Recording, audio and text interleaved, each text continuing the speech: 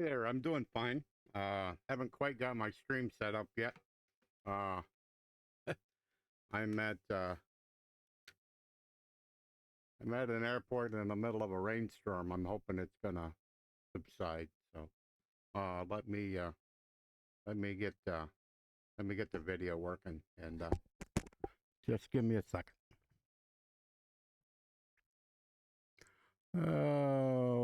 Okay. Overly. Looks like I can see myself talking. I can hear the rain in the background. So where are we?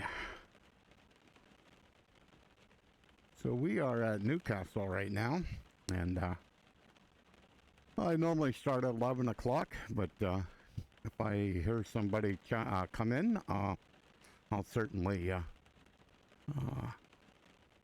acknowledge. So we are in X-Plane 12.06, beta 4, and my goal for the next few streams is I'm gonna fly alongside the sides of Pennsylvania. So right now I'm heading down the west side of Pennsylvania, and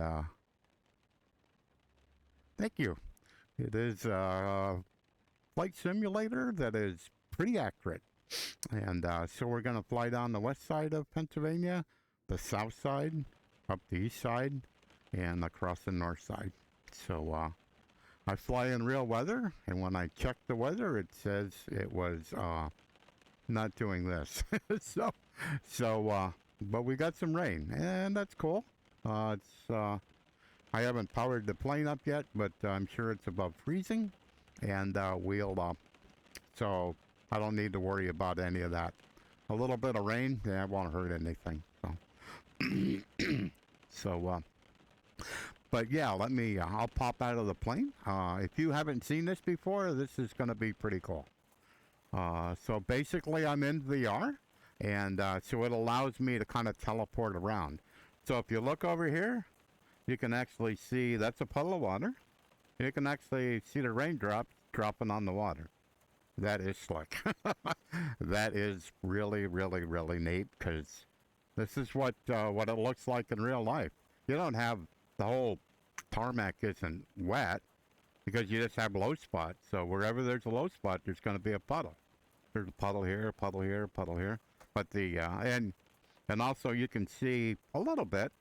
You can see a little bit of the sky reflected in the puddle. So that's pretty neat too. I wanted to go over and see what these things are because I'm not so sure. What is this?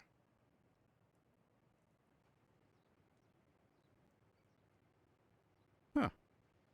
I'm not so sure I know what that is. The text isn't quite, could be fuel. Could be a fuel station. Yeah, it could be a fuel station.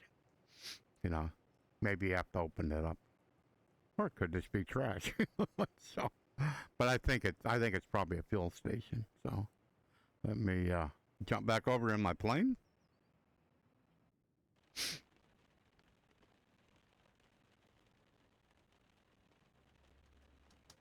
Yeah, pretty close.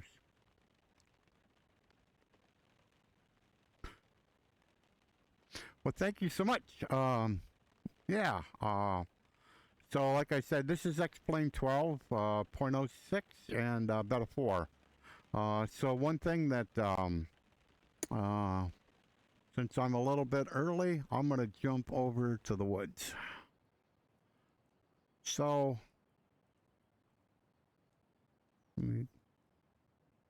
Hello. I thought I was trying to get over here. We can go right over here. Get you lined up. So the trees in here are three-dimensional. So if I get over to this tree, you can see this tree's three-dimensional. There's a little bit of wind, so you can see the actual branches and the leaves. They're kind of moving around and stuff. And depending on which way the wind blows, that's how the tree's going to bend. So it's going to bend with the wind. So If the wind's coming from away from that way back to us, then the tree's going to tend to bend that way. So all is pretty neat.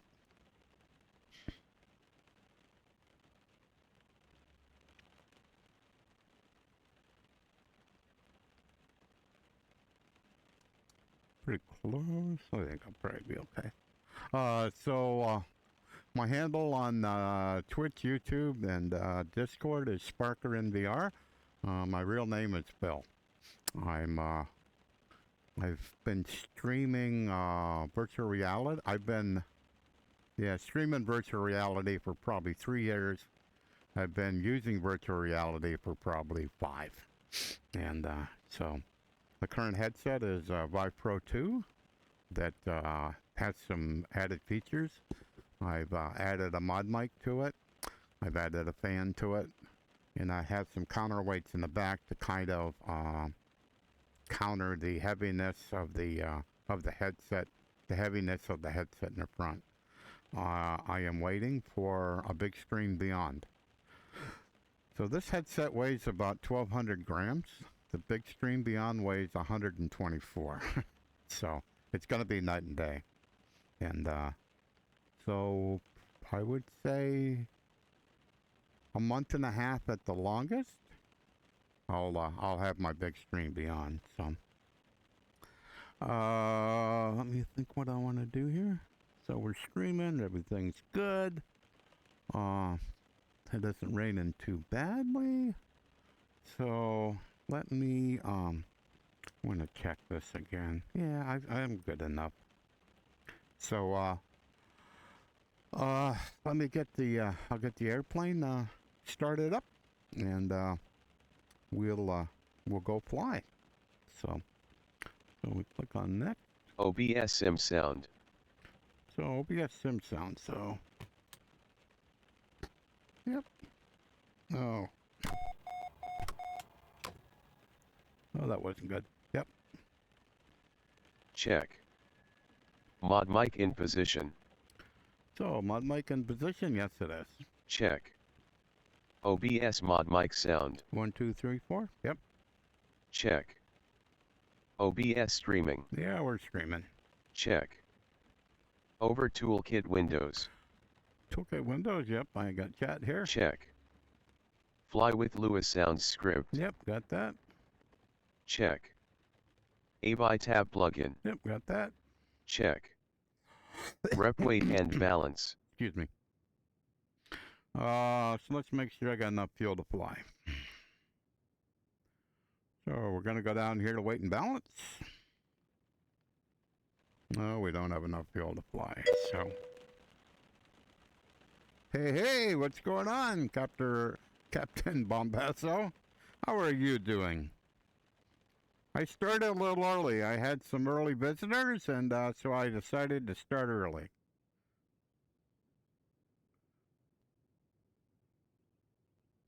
And one thing I have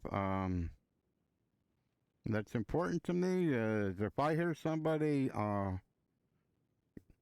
if somebody is in chat and sends a message, I will reply most of the time. If I'm on final, on a landing, short final, that probably won't happen. But check. Anything else? Ref maintenance log. It's just important to me to acknowledge people in chat. What else we got to play with here? Show maintenance report. Okay.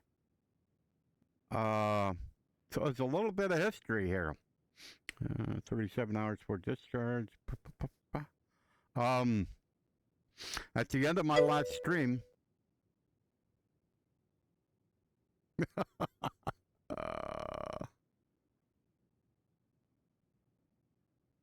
oh, really? Oh, okay. Cool. So at the end of last stream, I had an engine failure. I do not know what happened. All of a sudden, I started hearing this beeping sound in the cockpit, and I think the beeping sound, it wasn't a stall warning. and it wasn't an autopilot disconnect. It was something else. I think basically it said that the engine is shut off, and you probably ought to do something about that. Is what I think it is, but it wasn't obvious. The problem is that I'm using Reality Expansion Pack. Hello, Iowa Scotsman. How are you doing this morning? I am doing awesome. I'm at Newcastle, Pennsylvania, and we got a bit of rain. Hopefully, when I looked at the weather reports, I didn't see rain, so hopefully we can fly out of it. So, but basically, I had an engine failure, so it started beeping, and then I seen. Let me look here. Let me get through here first.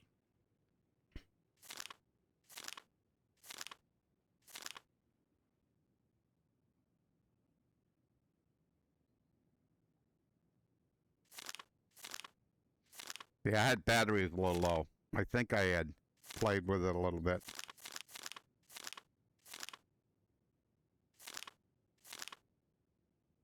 Okay.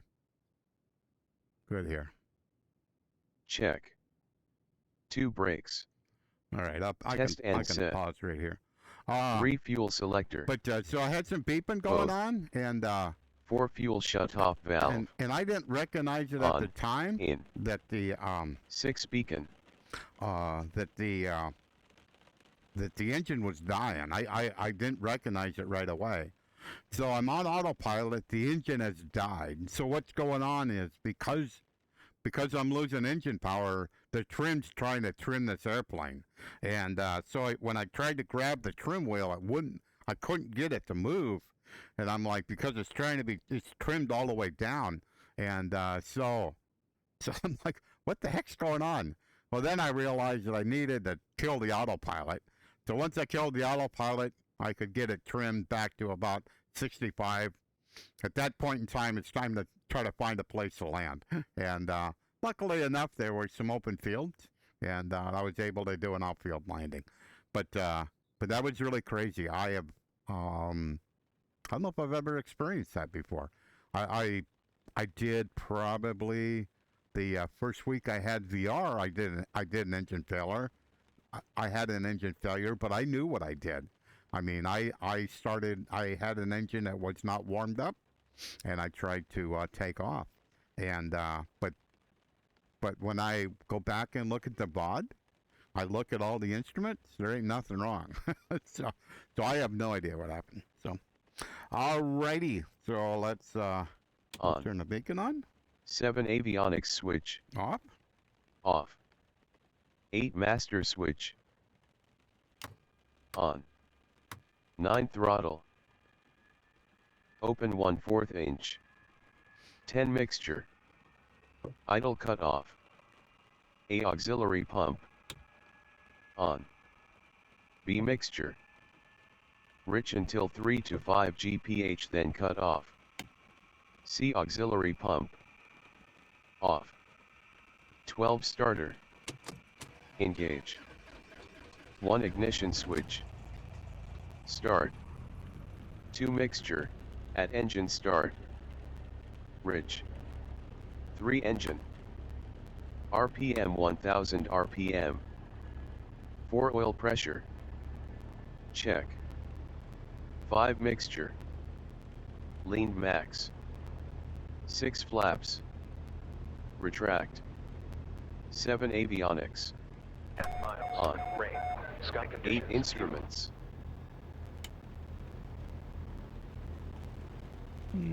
Okay. So we're at 33. 33 going to 30, so this may be a bit entertaining. Altitude 1070. 1070. So let me do that. 70, so probably should be about there. Okay. Alrighty, I'd say I'm good. So we'll let the plane warm up a little bit here, and kind of go from there.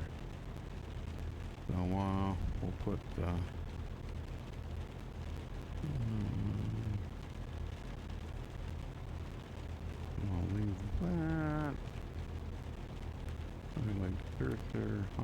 try it like this. Okay.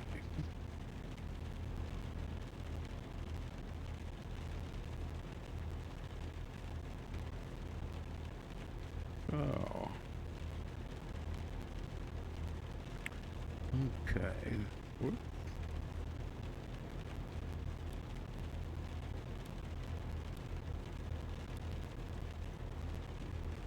So, BTP.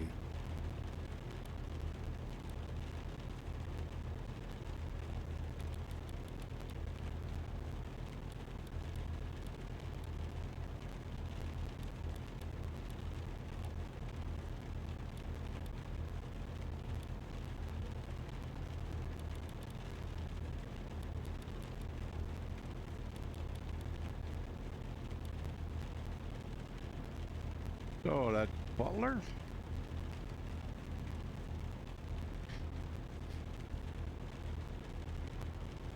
KLBE.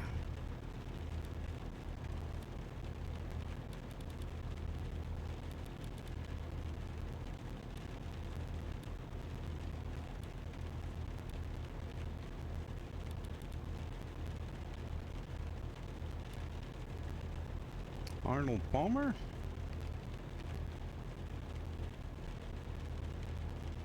KVVS.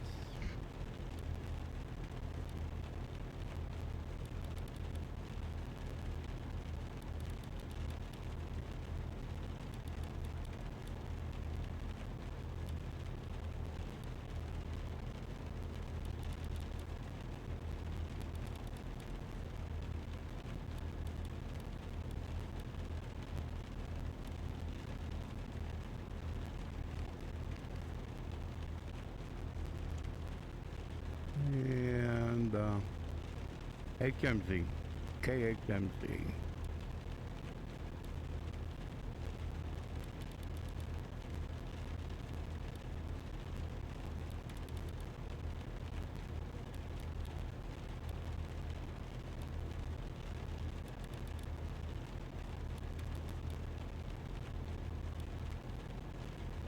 Bedford. Okay. So we got our flight plan in here.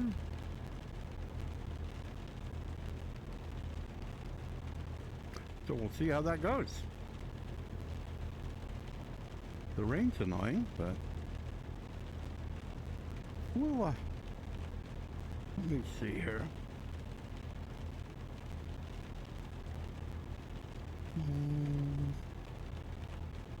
So we'll go to Unicom.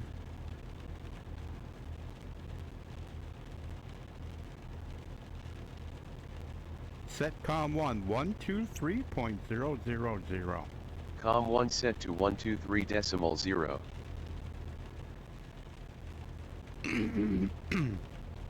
So I use a few things to like kind of help me in VR.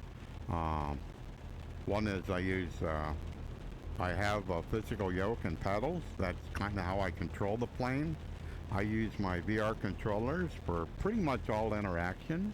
But I also have a program called Plane Command that basically is a voice activated command.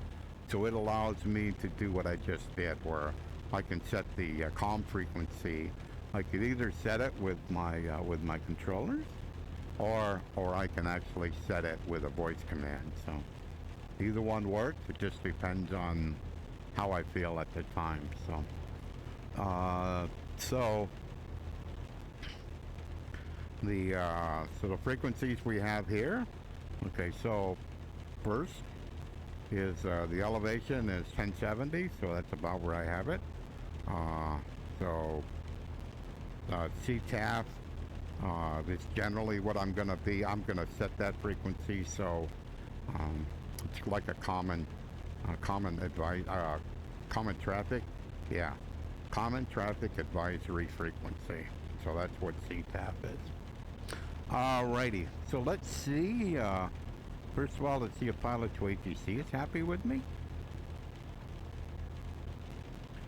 Say weather. Cessna 6 Bravo Golf weather at Kilo Uniform Charlie Papa is broken. Visibility is 10 miles, winds are 049er at 4 knots, cloud coverage is 2000 broken. Current altimeter is 3001. Temperature 23 dew.19er. Alright, so it's 70 degrees, so I don't need to really worry about rain or anything. So,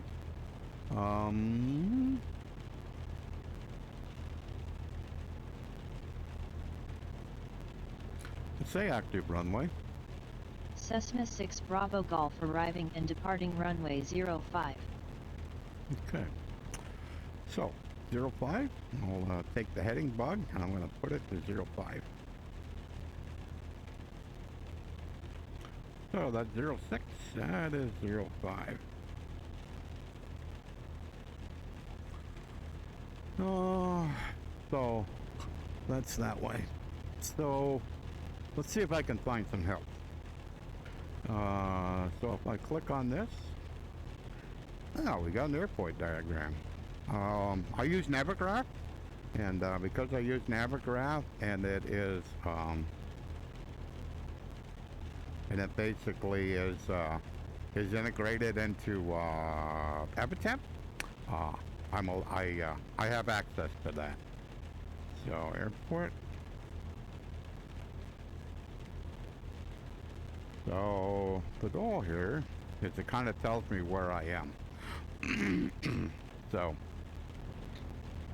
when I look, that looks about right. So when I look over here, that's that area over there.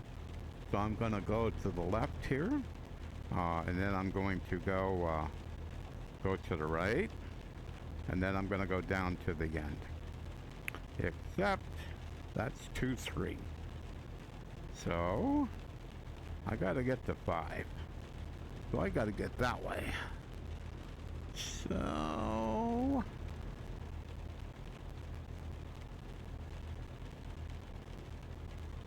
let me go to the left here and see how this works.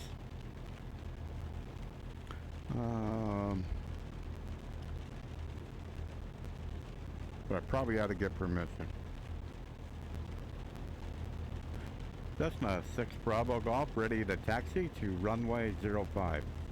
Cessna 6 Bravo Golf, this is Newcastle Municipal Unicom on 123.0. Please repeat your request. I forgot. I don't have a tower. I don't have to ask permission. Are you gonna turn? What's going on here?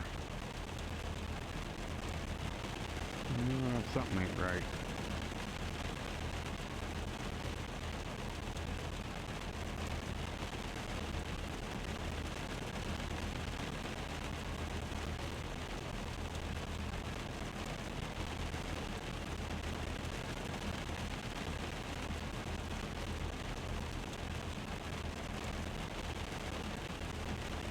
I mean, legitimately, is there that much water on the,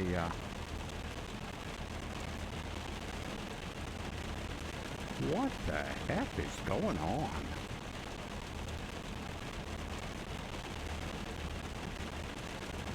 Okay, we're gonna stop. I'm gonna stop. Let me look at something here. I'm running Reality Expansion Pack, and it's got a bunch of kind of craziness, so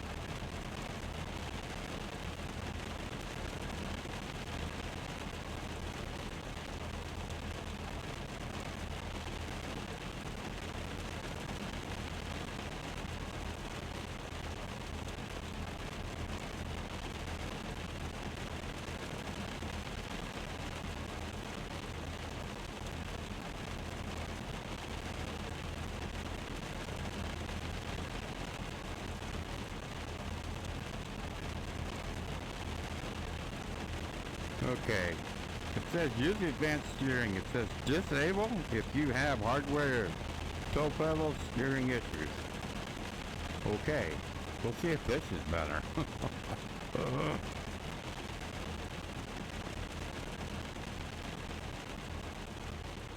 Oh yeah. Oh yeah, way better.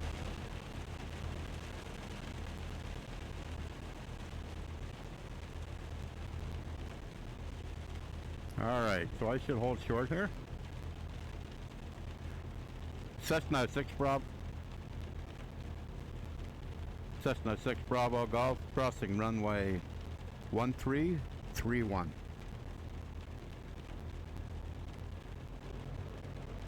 Because this is a runway right here, so probably ought to state my intention.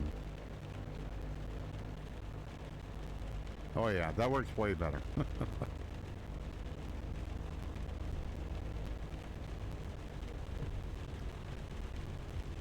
What is going on? Oh, I must have grabbed the throttle. I had to throttle at about 1500. Alrighty. We'll see how it goes. Alright, so I should be.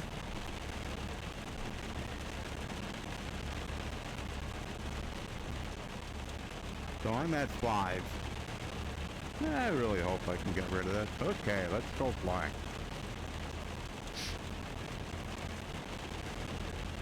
Before I would actually just not even fly and stuff like this.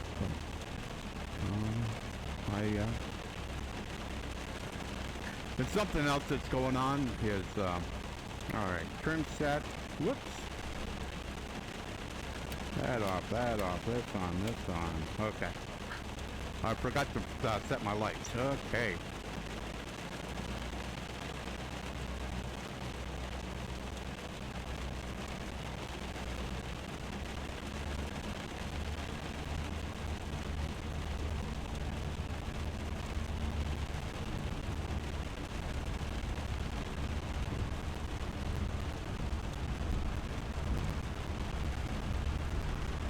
Let's go fly.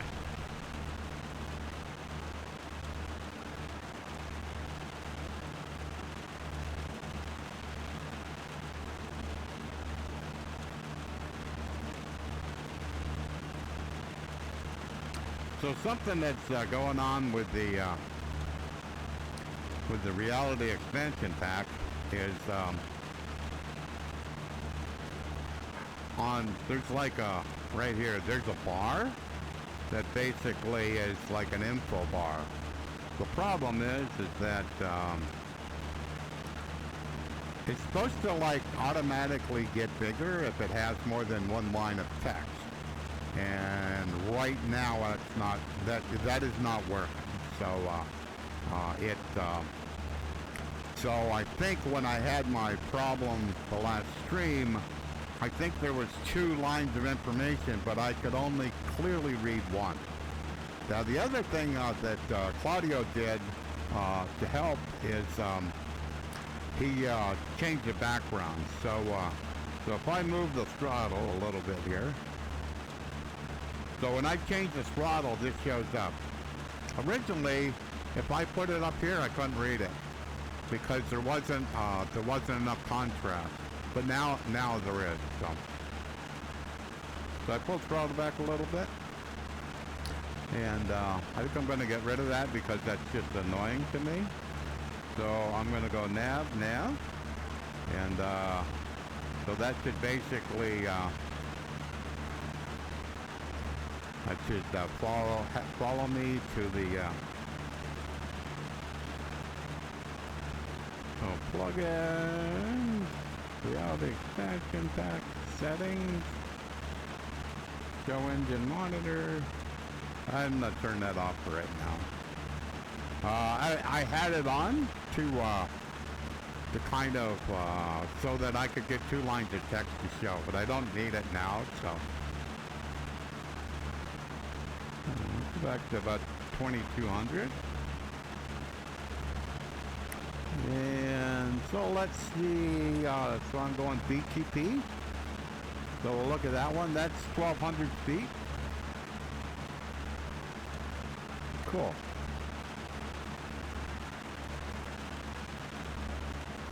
Oh crap. Looks like I'm gonna be flying in rain. Maybe not. Maybe not.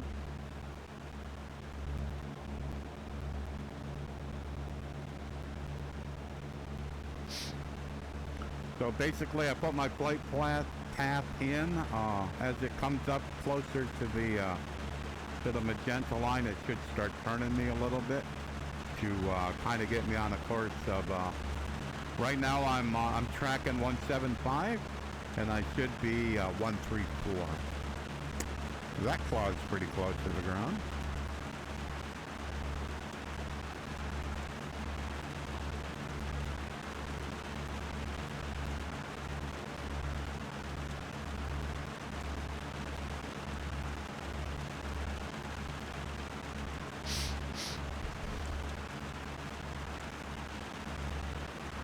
So when it gets up to 3,000 feet, then I'll put it on altitude hold.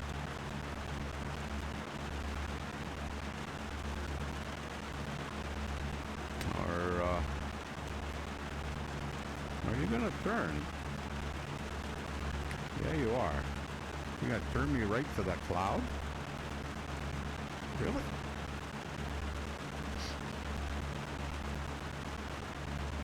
That's not gonna be fun. Yeah, we'll see.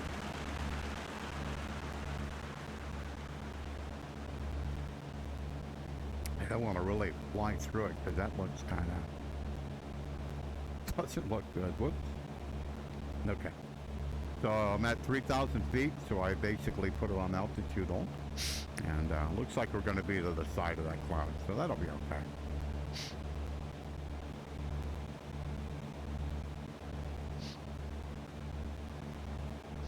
So, how far we got to go? Got 21 miles to go to the next airport. So, all my airports today, I'm going to do touch and goes. And so, not kind of cool. The cloud decided it was going to go away. So. Okay. Yeah, probably still got a little too much power. Yeah, like I said, I am at a loss as to what made the engine fail, but it was 2 cylinders failed, and was like, I got no idea. So, but the only thing I did know is that I wasn't I couldn't see all the information that I needed to see in VR. So like I said, Claudio fixed that one part where to make the background a little bit darker. It was okay if I was like against this cowling or something, but if I was up against a blue sky, nah, it wasn't enough. There wasn't enough contrast for me to. I should be able to easily read it, and I couldn't. So there was nothing wrong with the size of the text or any of that. It was just the contrast. So. And that's something that's changed in X-Plane 12. Is basically all. Let me look. Yeah. So basically all windows are translucent. So originally on, say, Avatab, it was clear. It was solid. I couldn't see through it. It would block my view. But as you can see, I can see right through it. I can see the clouds right through it. So if I move it, yeah. So I can see where there's a dark part. I can see that. So all windows in VR are translucent, which is cool, you know. So, but see, I can see that right through there. But downside is that depending on the text, depending on how big it is, depending on the color of it, it may make it difficult to actually read it. So if your text is too small, or if the particular color is not quite conducive, then it can make it difficult to read. So on Avatab, I haven't seen that problem, but all right. So it says we're about 10 minutes out. So it sounds like a couple of the BigScreen Beyond testers.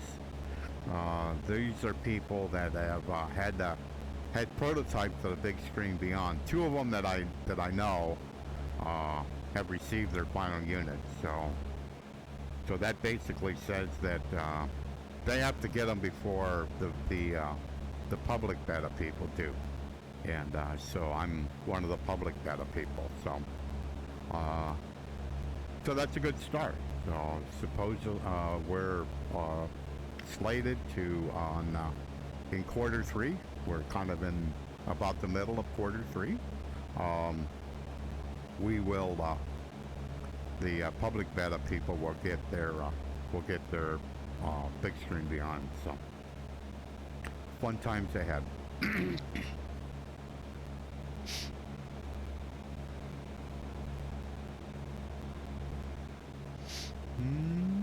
So what kind of airport we got here? Okay. So we got an airport. Got asphalt, hopefully. And so CTAP is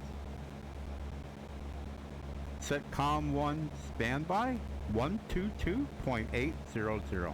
Com1 standby set to 122.8. Okay.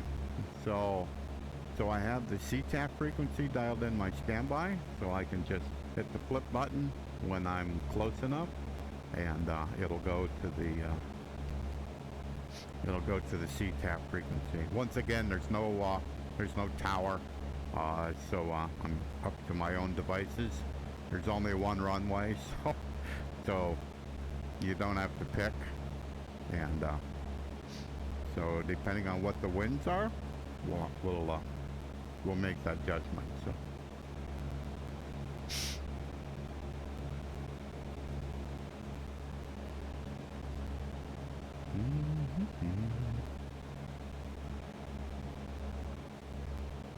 So the weather isn't too terrible. I was like not gonna let rain at one airport bother me. I was kind of like, no, no. As long as the temperature's good, just because it's raining doesn't mean anything. So, but it's kind of fun. It's good to kind of show like how that works. Is that if the propeller's spinning, basically the rain kind of gets blown up the windshield. It isn't like it's like covers the windshield. It gets blown up the windshield. So, and that was a pretty good representation of that. So.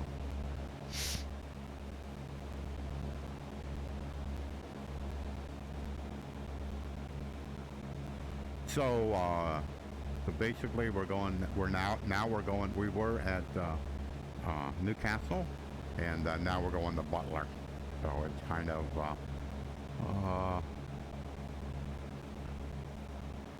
it's on the one side of Pittsburgh. Be on if I remember correctly, it'd be on the east side of Pittsburgh. So off here, let me pull up my map. And we'll do a geotip. Detroit. So we're in the Detroit area, so we're in the Detroit sectional. Yeah, so you can see that's Pittsburgh, or that's Elwood City. Pittsburgh is down. You can just about see a little corner of it. So but we don't necessarily need that right now. That's probably more important. We don't really need to know what the taxiways and all that stuff is, because we're just going to do a touch and go. So the only thing I'll need is I got that information up. It's 8:26. We took off from 5, so I'm going to guess we're going to be on 8. So 6, 7, 8. So I'm kind of guessing if the winds are the same, then we'll be on 8. If we took off on 5, then we'll take off on 8. But we won't know until we, well, I guess we can ask now. So we'll flip this. To say weather. Cessna 6 Bravo Golf weather at Kilo 9er Golf 1 is broken. Visibility is 10 miles, winds are 068 at 5 knots, cloud coverage is 1000 broken. Current altimeter is 3001. Temperature 24°.21. Say weather at Kilo Bravo Tango Papa. Cessna 6 Bravo Golf weather at Kilo Bravo Tango Papa is broken. Visibility is 10 miles, winds are 068 at 5 knots, cloud coverage is 1000 broken. Current altimeter is 3001. Temperature 24 dew point 21. So, winds are 068.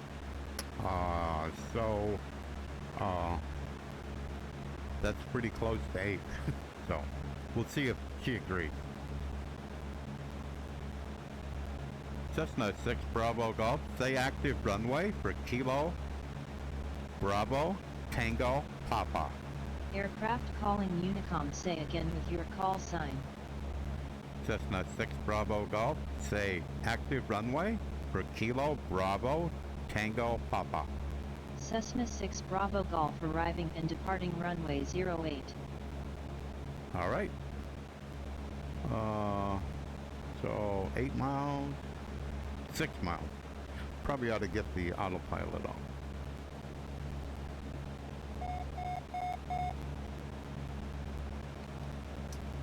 So 1,200 feet, so 2,200 will be the pattern. And we're at 08, so it is kind of in that direction.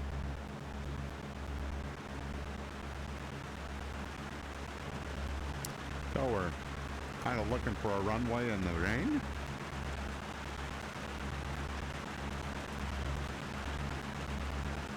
So it's 5 miles out, so I'm kind of thinking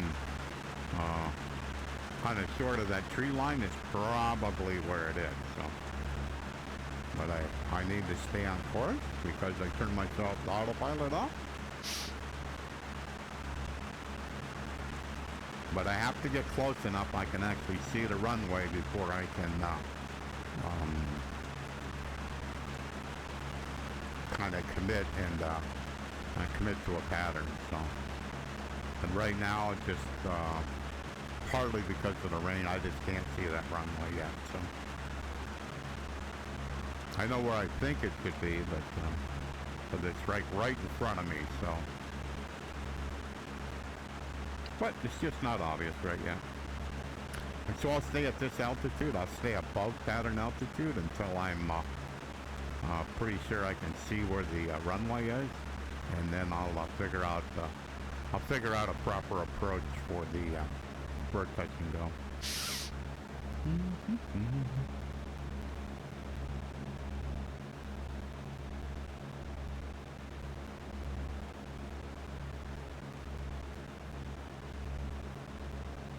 So it's 4,700 feet, so it's shy of 5,000 feet. So it won't be really long, but it's still long enough. It should stick out.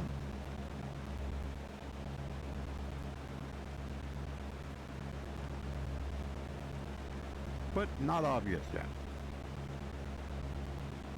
Unless that's it right there. I don't think so, though.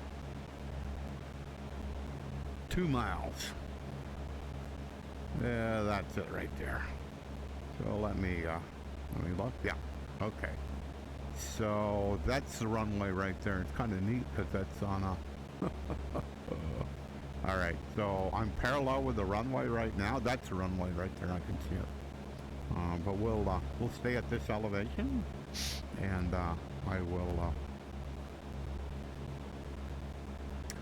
come out this way, and we'll do a teardrop out this way. And come on around to set up for a downwind for runway 08.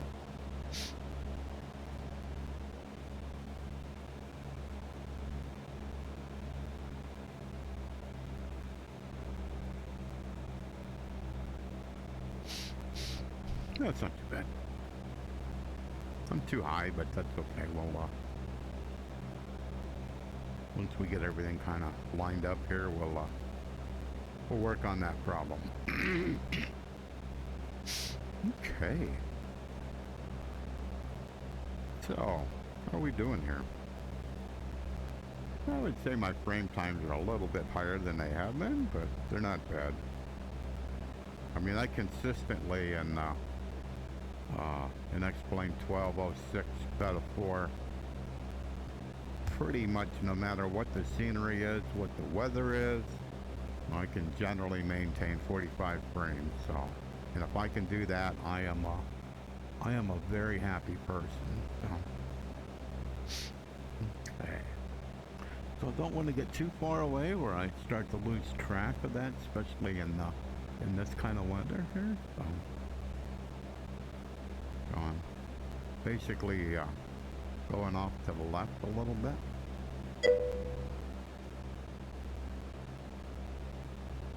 Oh yeah, I'm happy with it. Oh, I can get down to probably around 30. When I get down around 30, then all of a sudden I start, it's real subtle, but they're real subtle tracking issues, you know, where the scenery isn't kind of keeping up with my headset. so that's kind of, so as long as I'm, you know, way up above that, and here I'm way up above it. Alrighty, so let me roll on in here, and hopefully I can find this runway again. Then I'm really good. So.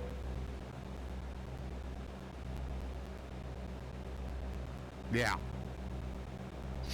Alrighty. So, hopefully we'll see this again.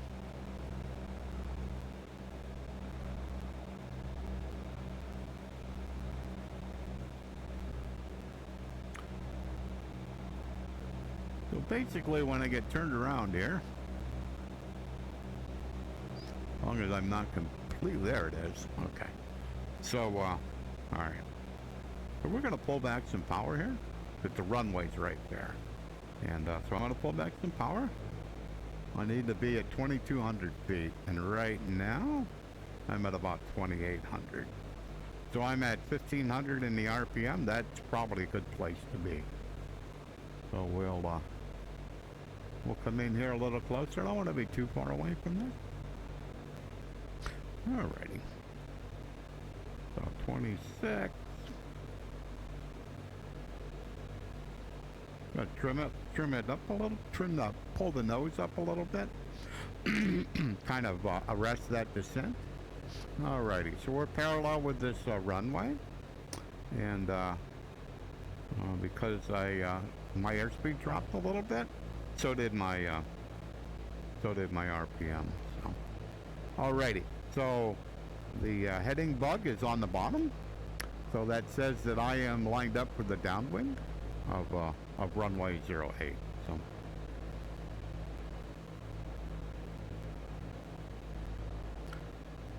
Cessna 6 Bravo Golf and downwind runway 08 for touch and go. Cessna 6 Bravo Golf, this is Pittsburgh Northeast Unicom on 122.8. Please repeat your request.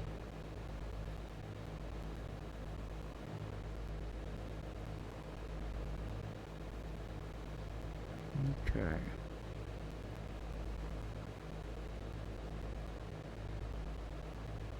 Well, looking not too bad. A little bit wide at the airport.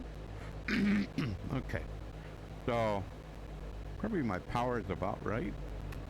I'm going to put 1 notch of flaps in.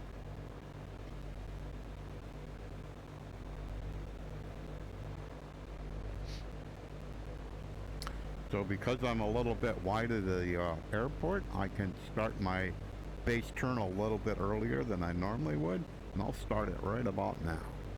So I'm going to turn my base turn. So second notch of flaps is in. Trying to make sure that I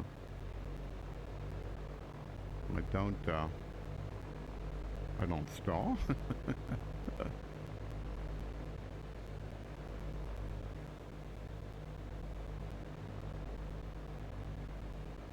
Okay, so I'm lined up for my base turn.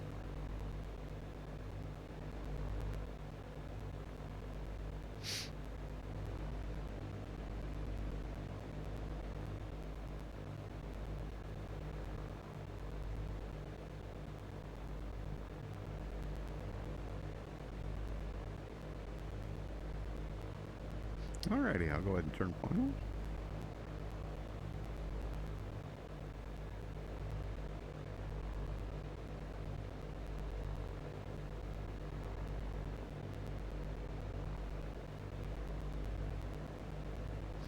He's a little bit slow.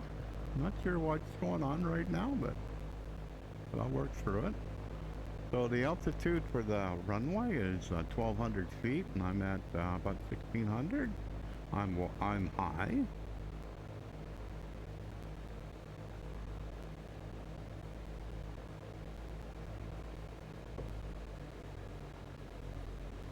So I pulled the power back.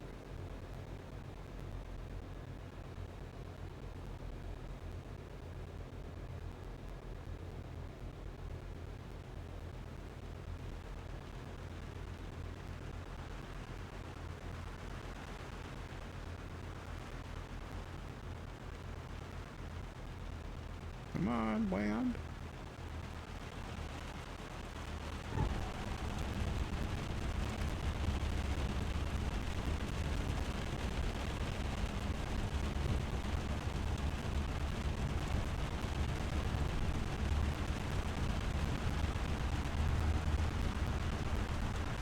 Up we go.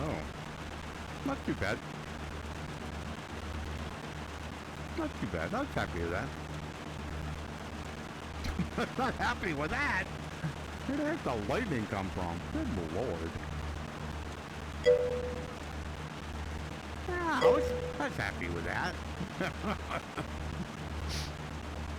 It's a little slow in part of the approach, but not bad though. I mean, you kind of recognize it, and you just get to just drop the nose a little bit. So this airspeed will come back. So.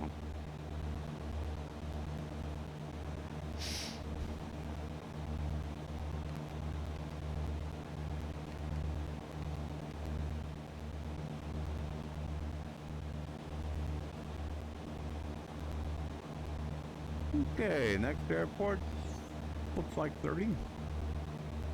Nope, 38. 8s and 0s are sometimes hard to see. The anti-aliasing in X-Plane 12 has leaves something to be desired. So we're in like 11. Yeah, I could just look over here and it would be, I would not make a mistake between a 0 and an 8, but in 12 right now, yeah, it is. I can. So it'll be interesting when I get my BigScreen beyond, if that'll make a difference. If the different screens, the resolution's going to be about the same, but if the different screens, if that'll make a difference. I don't know that, but it'll be interesting. So like now, like 37's easy. I mean, because 7 kind of, it doesn't look anywhere like anything else. So.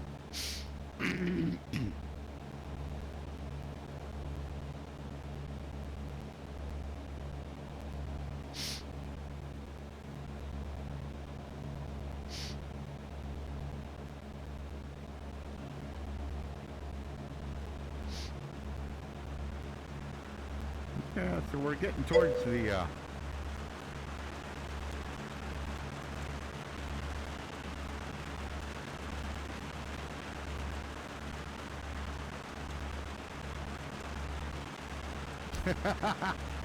yeah, well, you're really committed if you got a tracking number.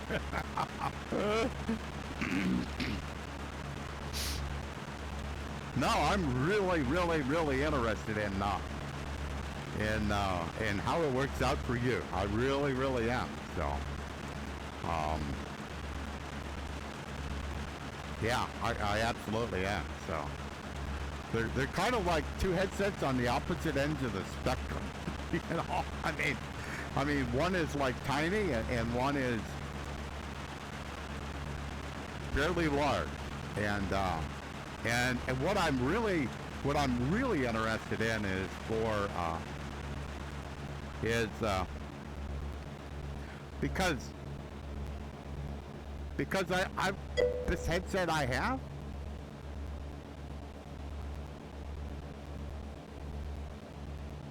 Oh yeah, oh yeah. Because I know. I know what the weight of a crystal is, because that's what this is. Because this here is probably 1,200 grams, and I had a dude, John. He come over. He was having a hard time getting his face scan to work, and I says, so he was posting on the forums, and he says he posted that it was like to get to an Apple store was like on I-90 East, and it was like I forgot, about 100 over 100 miles. I says I live pretty close to I-90 East. I says I live in Erie. He writes back. He says, well, we live in the same town, same city. What? Oh, that's too much.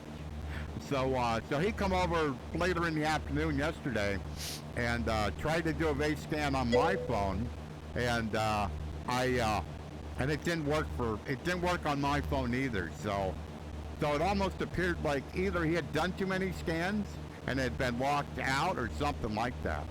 But he tried it again with a new email this morning, or probably this morning, and it still didn't work for him. So I ain't sure what's going on.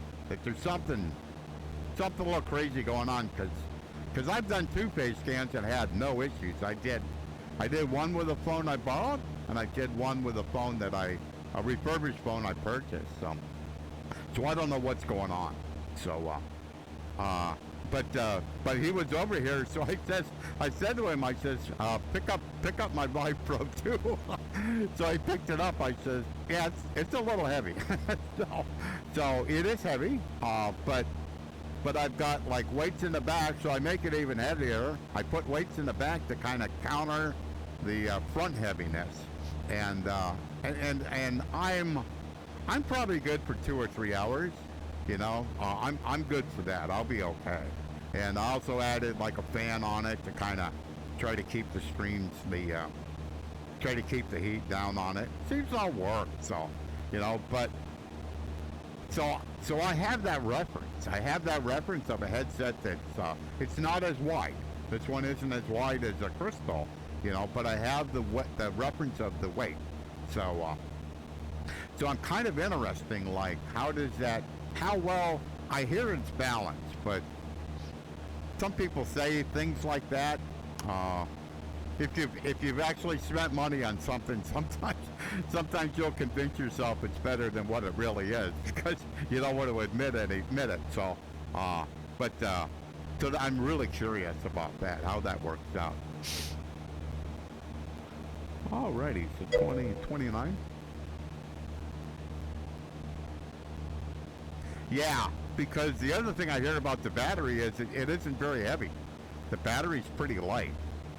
And the other thing that I'm probably more interested in is, because you have to use a battery, it sounds like getting a battery in and out is a bit of a struggle, that just the way the clips work are kind of difficult. And so I'm kind of curious, like, is that true when a battery is new and it kind of wears in, or does it stay that way? You know, I don't know that. So, but that's something that I'm also kind of curious about. Oh, there's some pretty good shimmering going on in that water right there. I ain't sure if it's related. It could be related to the clouds. But she's shimmering pretty good right there. So 27 miles to the next airport.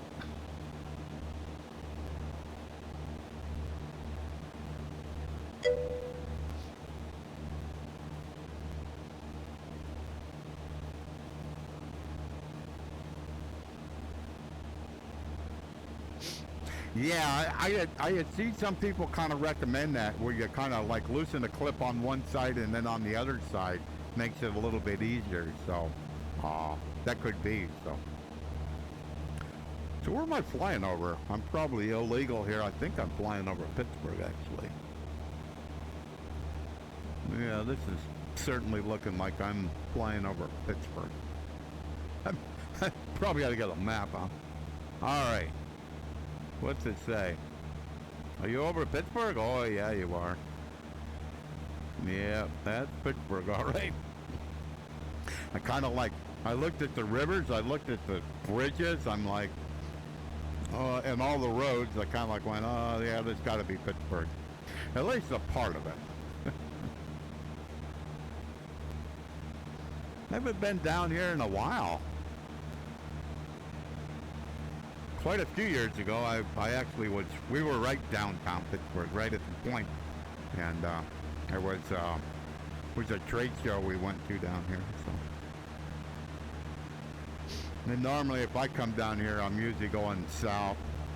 Like there's a pretty big concert hall that's almost to West Virginia.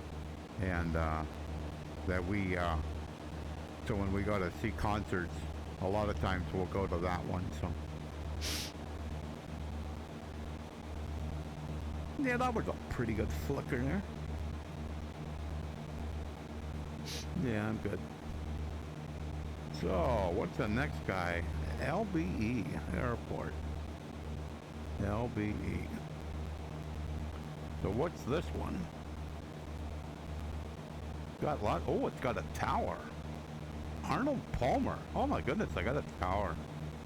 Ah, just like Erie. 6 and 2-4.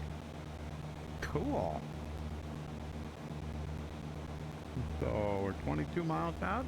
Yeah, probably ought to put that in the comm.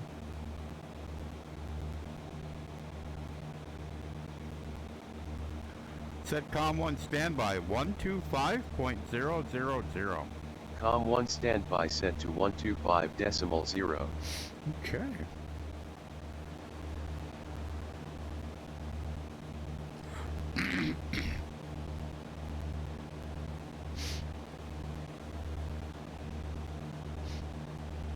So when I get about 10 miles out, I'll flip it over to tower frequency and see what's going on. I actually didn't realize this one was a towered airport.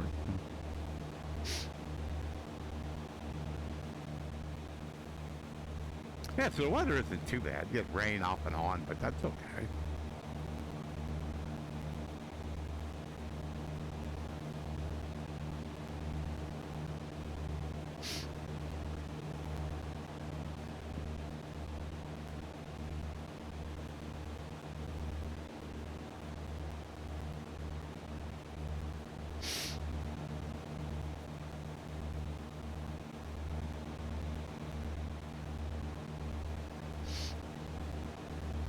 Yeah, because I checked this route yesterday, and it looked really, really, really bad. And so I said, nah, I'll pass. So, but as it turns out, John come over. I was working with Claudio on the reality expansion pack for the 172, and I was also working with. I was doing some testing for Chris Zurio and X-Plane developers. So still haven't got my my valve index controllers to work right and using OpenXR. So got part of it fixed, but not all of it. So.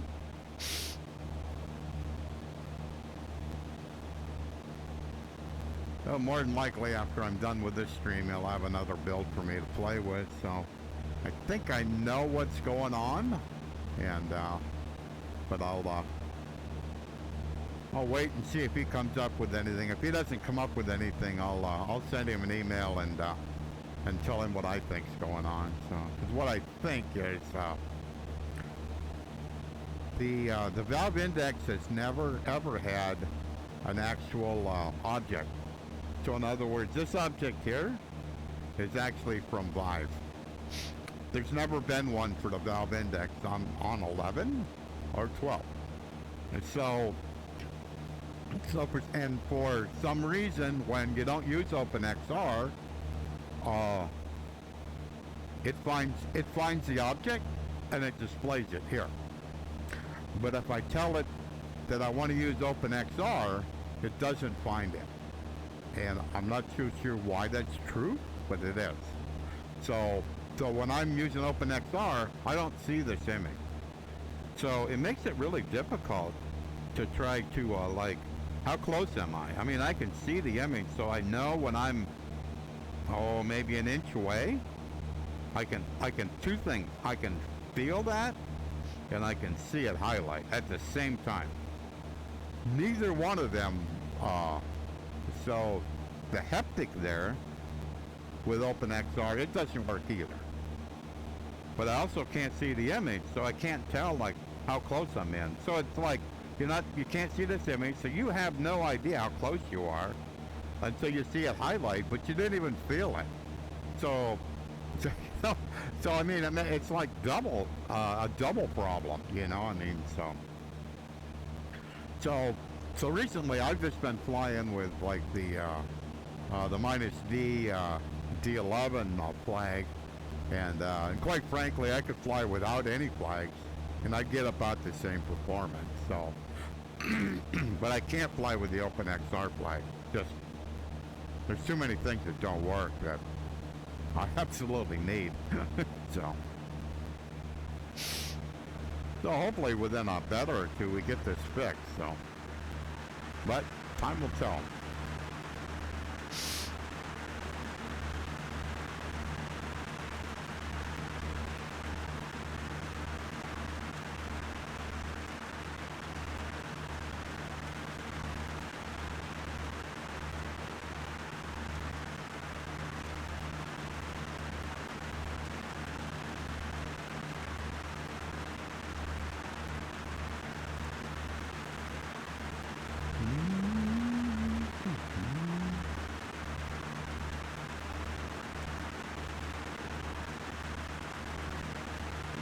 Yeah, they really need to fix this. I don't think it really should be raining right now. It's the rain in 1206 P4 seems a bit aggressive.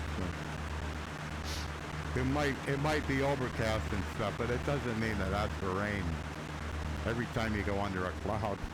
So, but it certainly seems like that's how it is. So.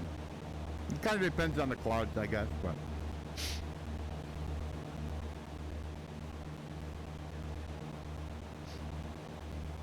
it's not bad enough it makes it difficult to fly or anything. That's more of an annoyance.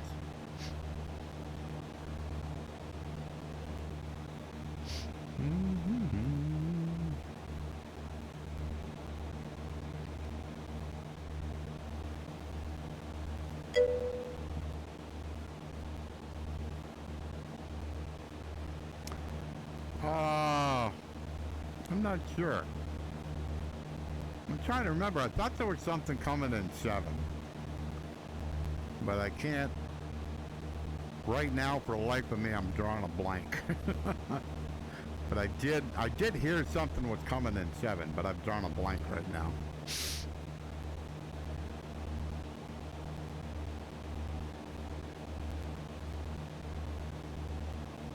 Kind of been probably more focused in trying to get all the bugs that I can find in OpenXR and get them get bug reports written and get them submitted so that we got a number for them so they can be tracked. It's probably kind of where my recent focus has been. Alrighty, so we're 10 miles out from Arnold Palmer.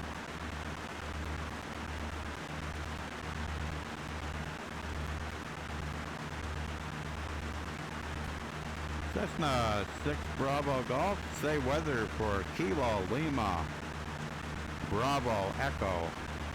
Cessna 6 Bravo Golf weather at Kilo Lima Bravo Echo is broken. Visibility is unrestricted. Winds are calm. Cloud coverage is 6,000 static. 1,000 broken. Current altimeter is 3000. Temperature 25 dew.20.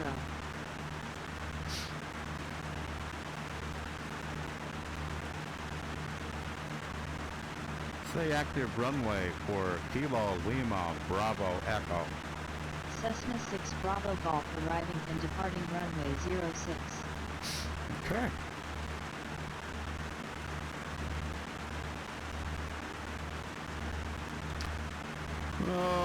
So we're 6.8 miles out, so probably about time to kind of look. What's our elevation? Elevation's 1198, so about 1200, so 2200 again. I would say probably get rid of the autopilot. Go back on the power a little bit.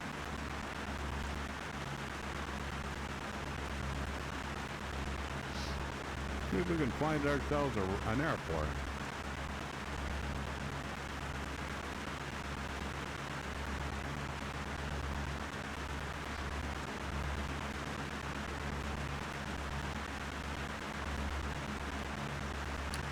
Cessna 6 Bravo Golf inbound to land, runway 06. Cessna 6 Bravo Golf, good morning. Altimeter is 3000. Enter pattern on a left downwind for runway 06. Pattern altitude is 2,200 feet. All downwind. Enter pattern on a left downwind for runway 06. Pattern altitude 2,200 feet. Cessna 6 Bravo Golf.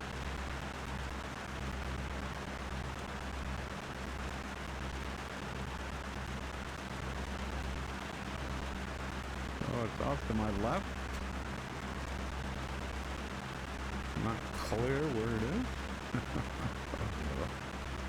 How long is it? So it's 7,300 feet.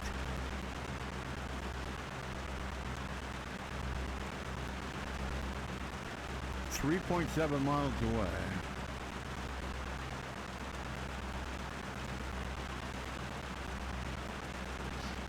Trying to trim the nose up a little bit to get the plane to slow down.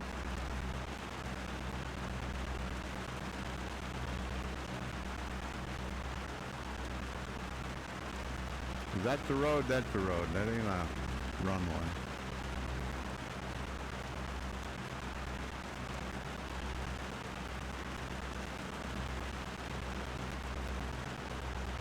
Right now I'm like at 2,700 feet.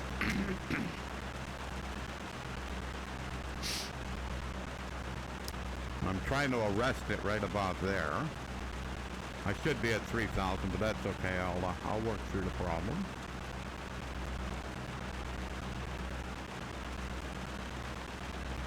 Give me about a minute.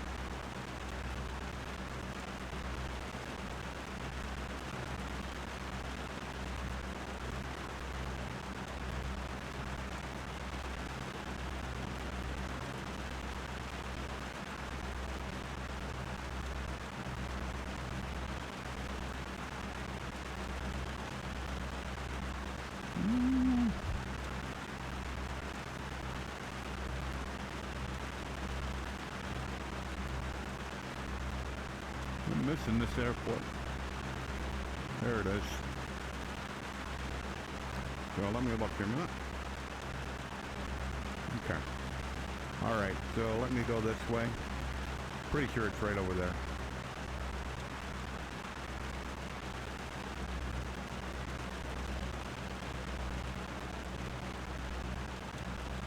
I've almost seen the taxiways before I've seen the, so right now, pretty close. I'm runway, basically runway heading. Oh yeah. Oh yeah. So, I'll go out this way a little bit.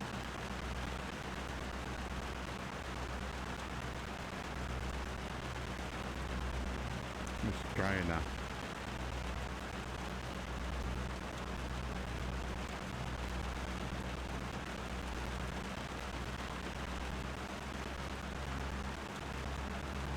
trying to keep the RPM like around 2,000 or so. And go. So,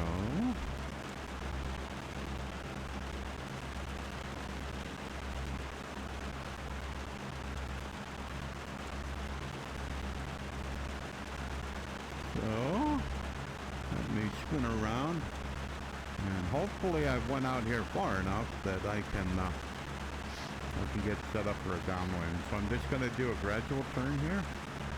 I'm just looking for this runway.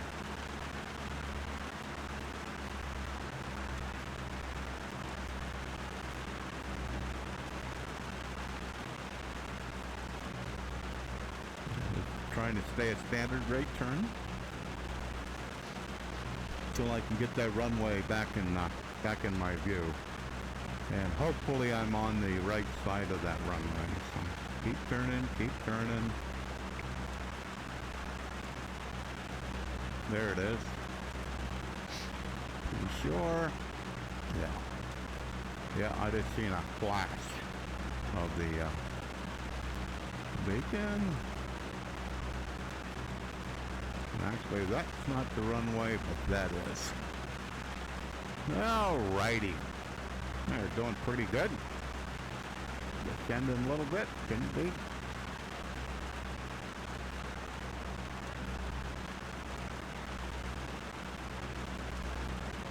Alrighty. So probably the black guys are running late.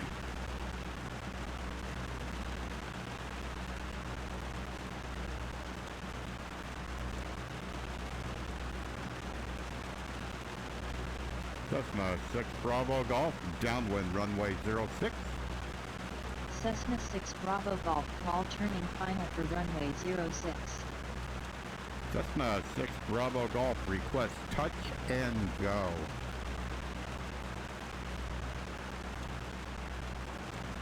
Huh. Cessna 6 Bravo Golf, request touch and go. Cessna 6 Bravo Golf winds are cleared for the option runway 06. Cool. Cleared touch and go runway 06 Cessna 6 Bravo Golf. Okay. Everything looks pretty good. I'm at 2200, so that's cool. Pattern altitude.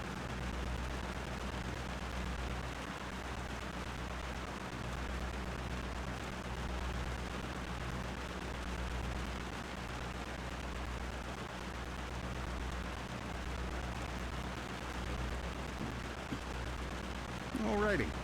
End of the runway. I'll pull back the power a bit. We'll say 1700. One knot of flaps. Then you get the plane to descend a little bit. That was a little abrupt.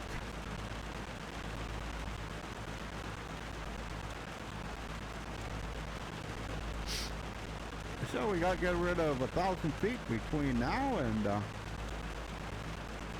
when we touch down.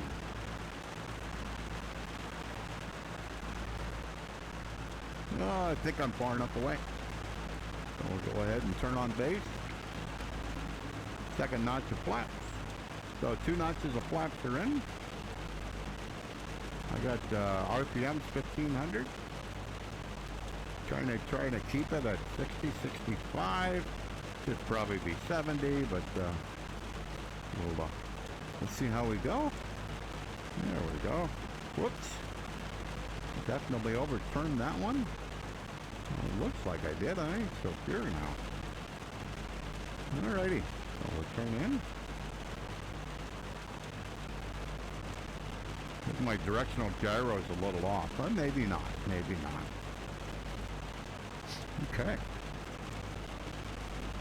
So Pappy say I'm high. So we got 7,000 feet here. We got a lot of room.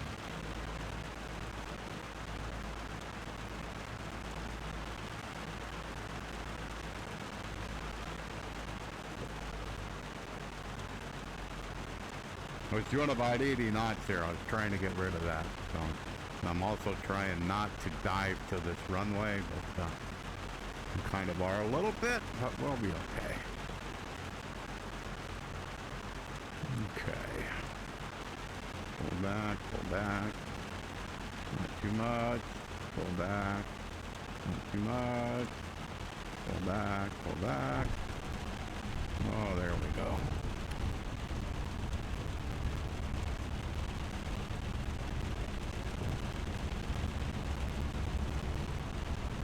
Do a little dance on the pedals. Okay, oh, we're way fast enough to fly.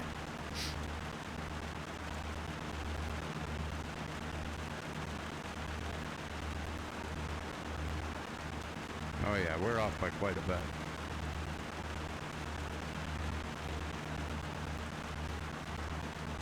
That's better.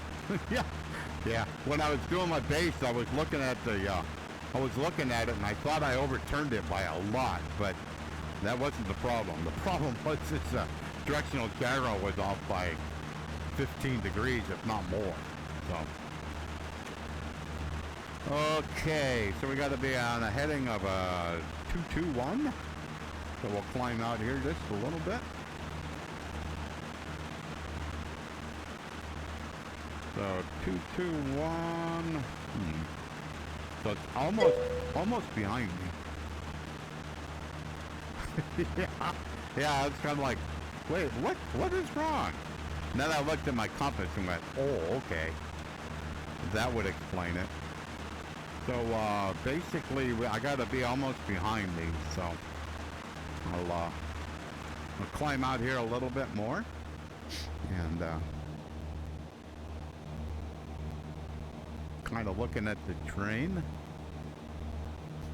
Because we're kind of in an area where there can be mountains, so they're not big mountains, but they're still big enough to stop a plane.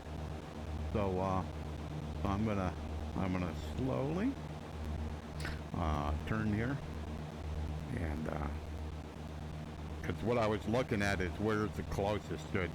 Is it closest to turn to the right or turn to the left? So. But we basically got to go kind of the opposite direction I landed at. So.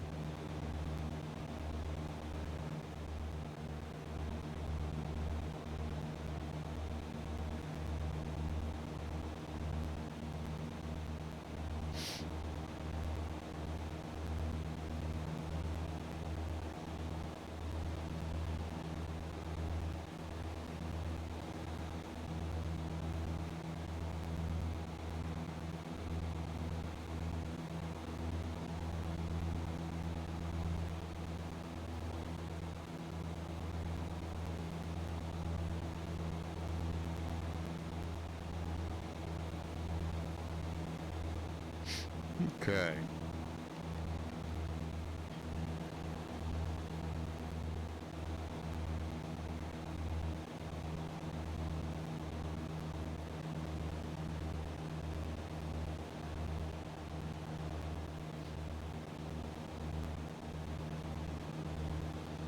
This actually turned out pretty good today.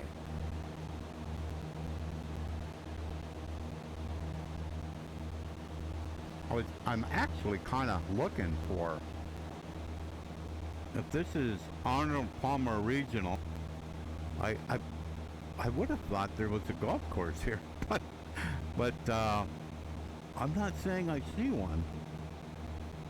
I'm looking like all over, and I don't. I'll have to look. Yeah, actually, we'll see if it's on the sectional.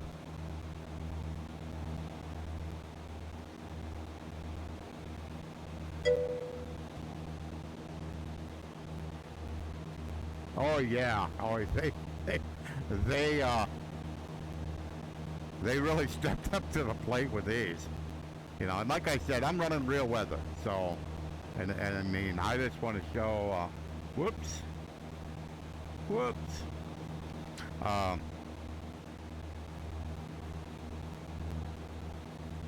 there's a mine, but I don't see. I always thought the golf courses actually were called out on the sectional chart, but I don't see it. So, airport. Where's our next one? I assume it's this one. Yeah. Okay. How far we gotta go? 20 miles. Okay. We're good. But yeah, they've every once in a while you'll get one that really looks pretty bad. But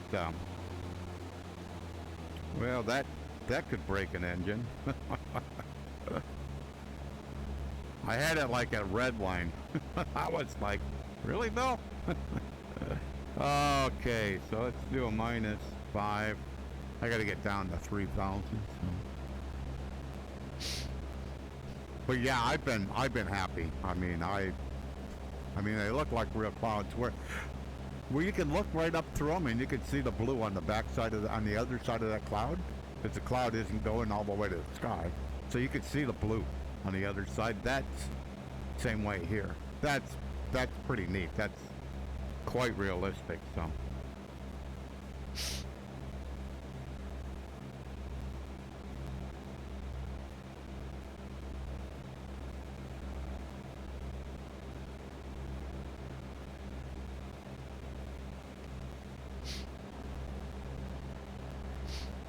Okay.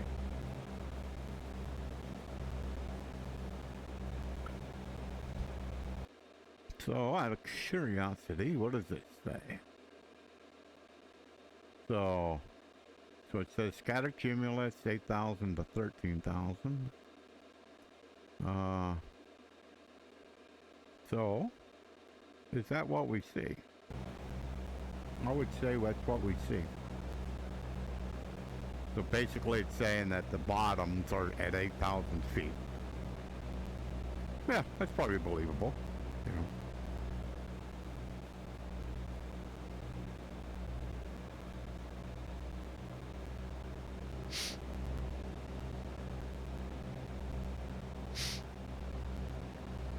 So we got, I think, 2 more airports to go to.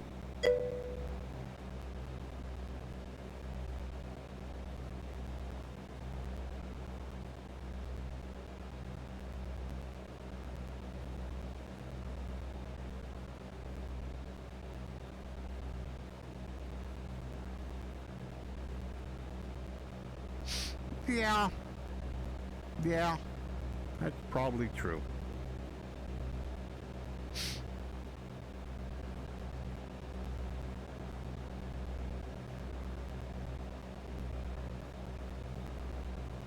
It does seem like with 12, though, they're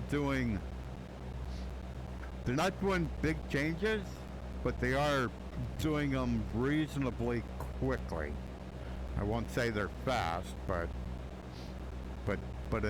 it seemed like with 11 they would do 3 big changes every once in a while, as opposed to incremental changes frequently. It's how I look at the difference between the two different versions. So.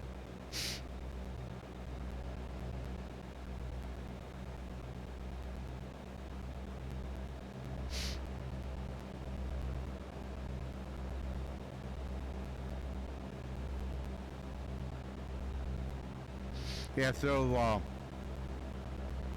2 streams ago I did a stream with just default scenery, and this is what I noticed. So today I'm using, and the stream before, I was using X World and Global Forest. So what I noticed is with default scenery, like out in this area, you don't see hardly any buildings out here. They just don't exist. Where X World seems to bring those buildings out in the rural areas, so it's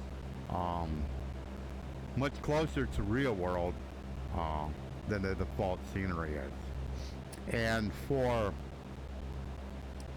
I can't say that there's a performance hit for using X World.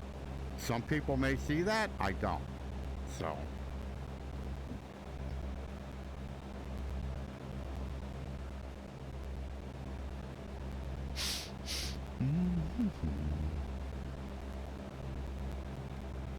So, next airport.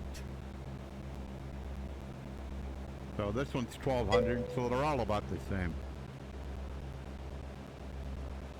Oh, I'm sorry, Global Forest version 2.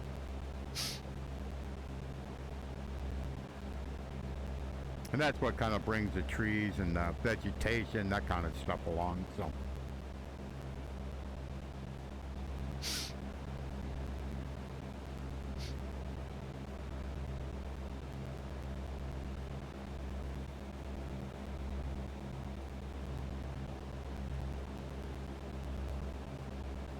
So that's all I run. I don't run Ortho for XP at all in X-Plane 12.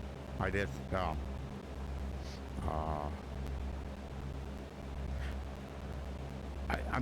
my goal kind of is to run it as minimal as I can, but to make it realistic. So that's kind of been my goal, is to kind of do that, so. Yeah, so back there on, I think it was the Allegheny River, I mean, it was shimmering like gangbusters. But when you look at this here, that's kind of how it should look. So it's kind of interesting how just different areas kind of look like so different. So what do we got? 2 runways? Ooh, we got shorties. So 36. 3,800. Not too long. And so it's, I'm guessing it's 5. So we have a Unicom. Set COM1 standby 122.800. COM1 standby already set to 122.8. Oh, okay.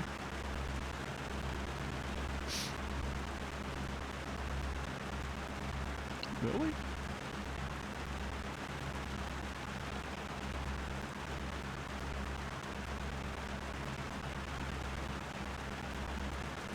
Huh.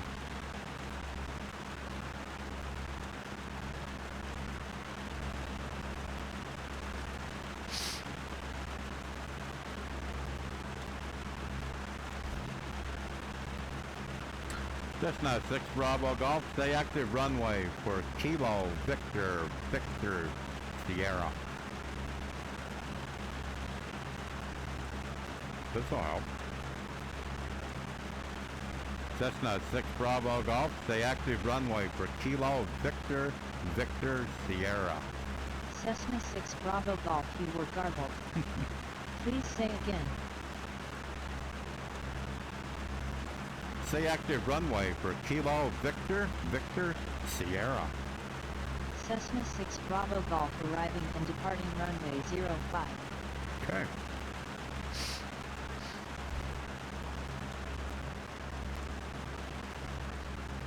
So sometimes she wants you to put the call sign in, but if you actually do the phraseology correct, a lot of times you don't have to put your call sign in, and she'll actually know who you are. So it's kind of interesting how that works. Because today it's actually worked quite well. So one of the other days it didn't work too well. When I come back to area, it was kind of like it still thought I was in Youngstown. I don't know what its problem was, but today it's been pretty good. So we're about 7 miles out. So we got 2 runways. And I'm actually set up, I'm set up pretty good for to enter on a downwind, so hopefully I'll actually see the runway in front of me, and I'll be set up for a downwind. That's going to be kind of nice, so because it's 05 and it's in the bottom, so I'll stay up.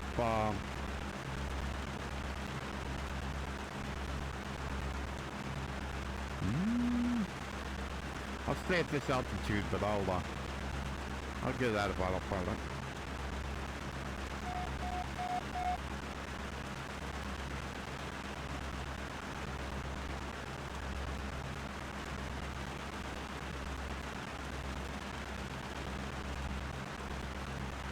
So 2,200 feet, so I'm About 800 feet above the pattern.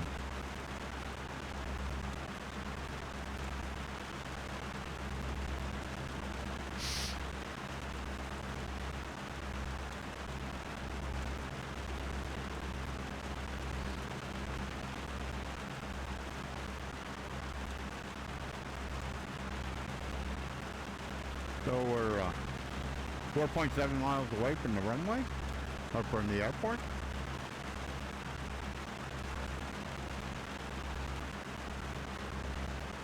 So it's not quite obvious yet. You keep looking at things and you kind of go, is it that? Is it that? Is it that?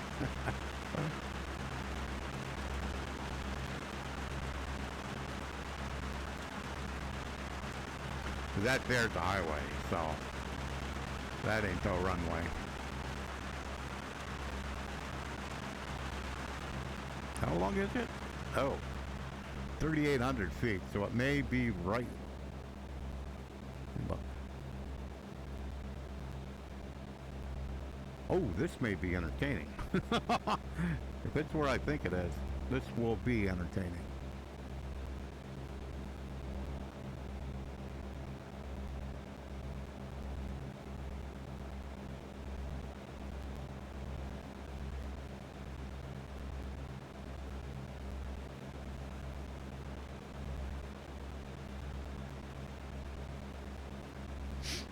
I may do a flyover of this one.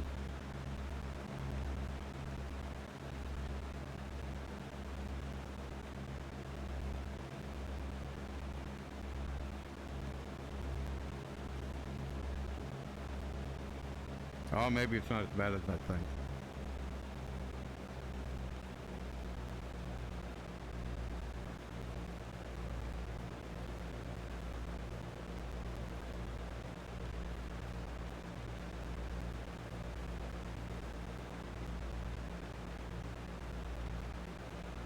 No, it's not as bad as I thought. At a distance, it looked like that was a pretty big hill.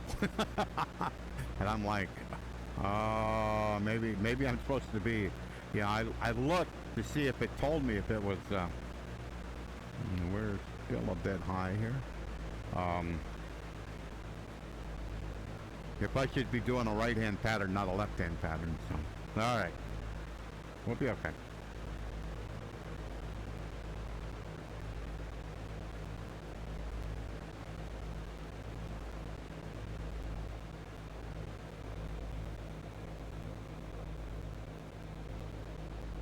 .23, okay, got it.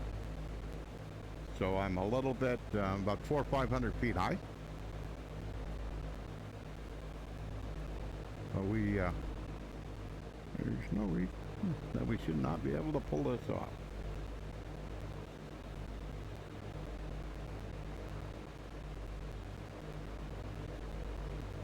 Yeah, from a distance it looked way worse than it is. Alrighty. So I'm at 1500, that should be good. So I'll just pull up on the yoke a little bit. And then release that pressure. So we got 1 notch of flaps in. Looking for that runway.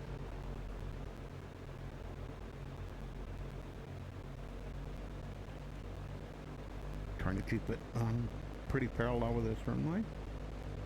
I'm a little bit tight to it, so I'll probably go out just a little bit longer, just to make sure that I'm okay. Okay, that should be good. So we'll go ahead and roll in on my base. Give it another notch of flap.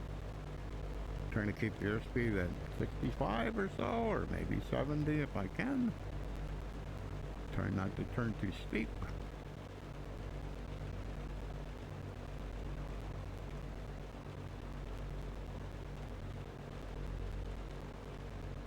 Looking pretty good. Yeah, that's way better than it looked. So elevation is 1,200 feet. Okay, so I'm at 1,800, so just a little bit high. Alrighty, let's turn on final.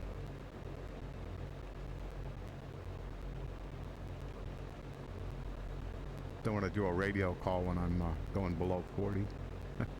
Or actually 45. Cessna 6 Bravo Golf turning final. Cessna 6 Bravo Golf, this is Hardy Connellsville Unicom on 122.8. Please repeat your request. Okay, 2 notches of flaps in. Happy to say I'm high. I got 1500 RPMs in the engine. Just a tad bit slow. But I'm high, so I can tell the nose, whoops, I didn't want it to do that much. I can tell the nose to go down, and that was a little aggressive, but it'll be okay. So this is pretty short, so I'm gonna probably, yeah.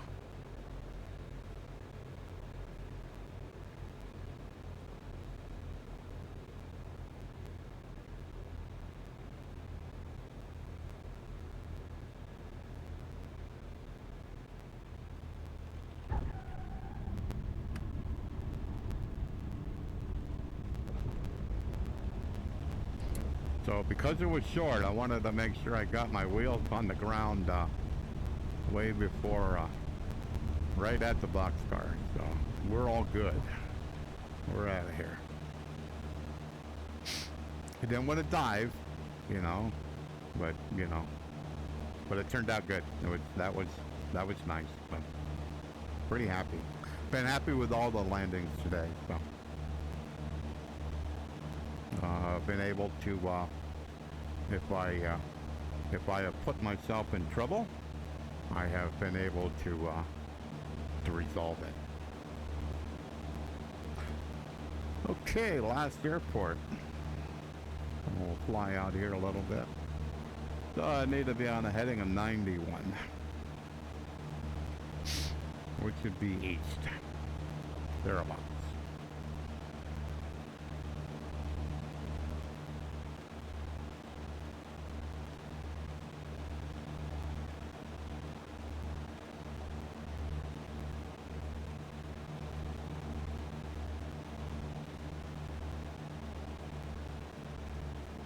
So right now I'm going to go back to like 2200.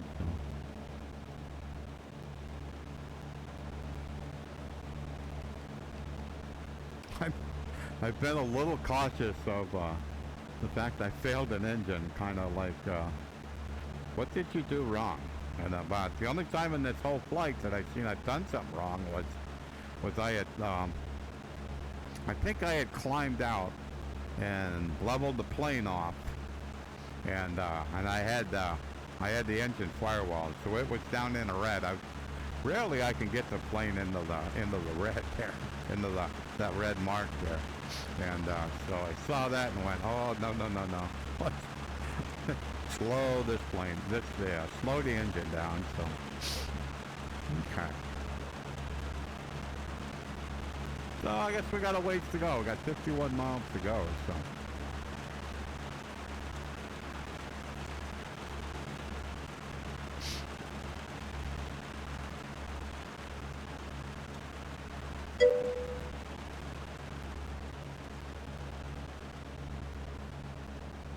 It's kind of what I'm thinking may have happened. I actually caught it this time, so. But I normally don't do that. Normally,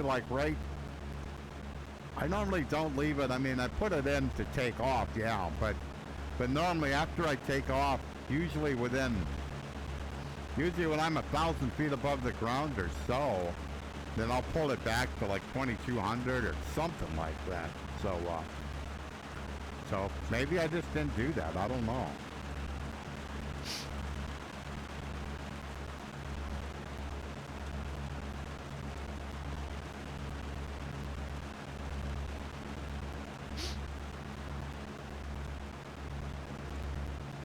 But I mean, it's the whole point of using a reality expansion pack is to make the planes realistic. If you're doing something stupid,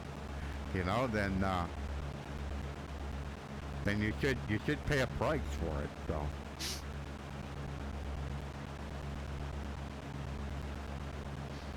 But Claudio's got to get the window fixed where if you have two messages, you can see both of them. So And right now, the window in VR is too small.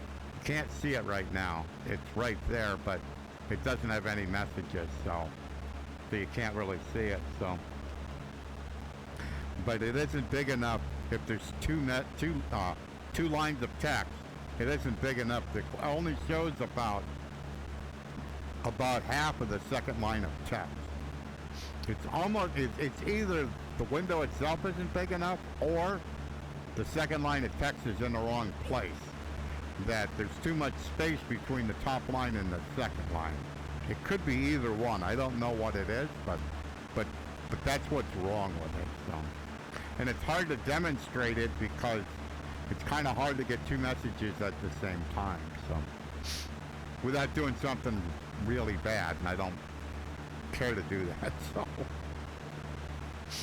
all right, how are we doing on fuel? Yeah, we're looking okay. We can easily go 47 miles. So how long it says we're going to get there? 27 minutes to get there. So. Been a good day. Been fun. What time we got? Oh, okay. So looks like I'll be done. Be done around 1. Yeah. Be done around 1 o'clock. So. Not too bad. I normally like to be done before 2 if I start at 11. 2's kind of like my cutoff point where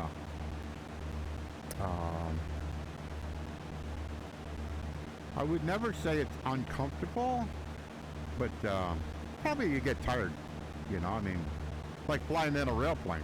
You fly in a rail plane for 3 hours? Yeah, that's tiring. So.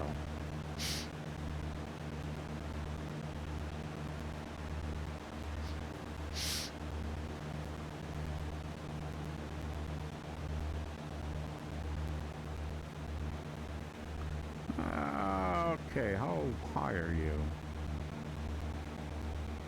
Next airport. It's at 1100, so. But that ridge line there looks kind of tall. But we'll find out.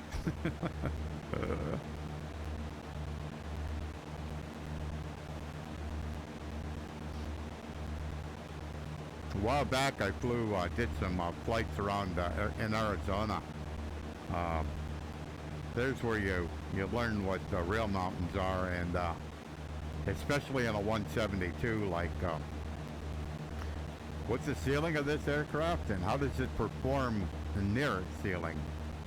Because a lot of them ridges would be at 8,000 feet. So you get a Cessna up to about 8,000 feet, 8,500 feet. All of a sudden, if you see a ridge in front of you and you want to try to climb over it, you better be doing some preparing. So, because you're not going to climb at 1,000 feet a minute. It's just not going to happen. So, so I learned a lot of that, and look at mountains and see if you can find a gap someplace.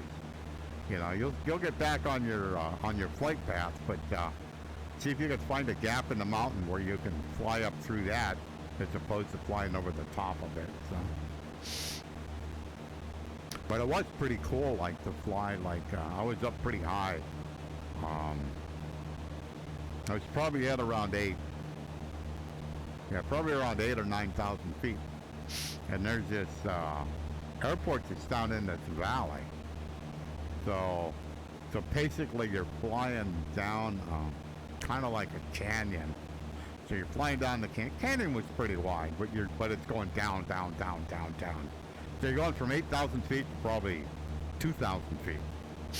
And right at the bottom of this canyon, that's where the airport is. So there's not like a lot of approach. It's almost like you're coming down and all of a sudden the airport's on your left, and it's like you better be like had the plane set up pretty good, or you're not going to make this runway. So it was pretty crazy, and that was a right-hand pattern because If you did a left-hand pattern, you'd be in the mountain. so it was pretty bizarre. Yeah, we're gonna be close, but we're probably make it over this. How I tend to judge is if you can see something on the other side, then you'll probably go over it. So it hasn't led me astray yet, but there's always the first. I'll be pretty close, but I won't hit it. So pretty sure. I'm at 3,000 feet, so. Now, if there's a tower up on top, that might be a different story, but so far we're okay.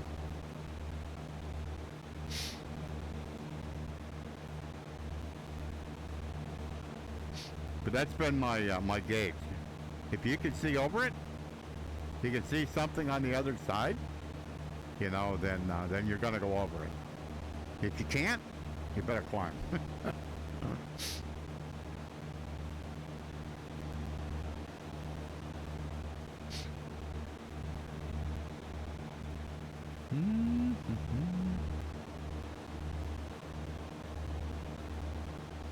Yeah, we're down in the Penn's Woods now.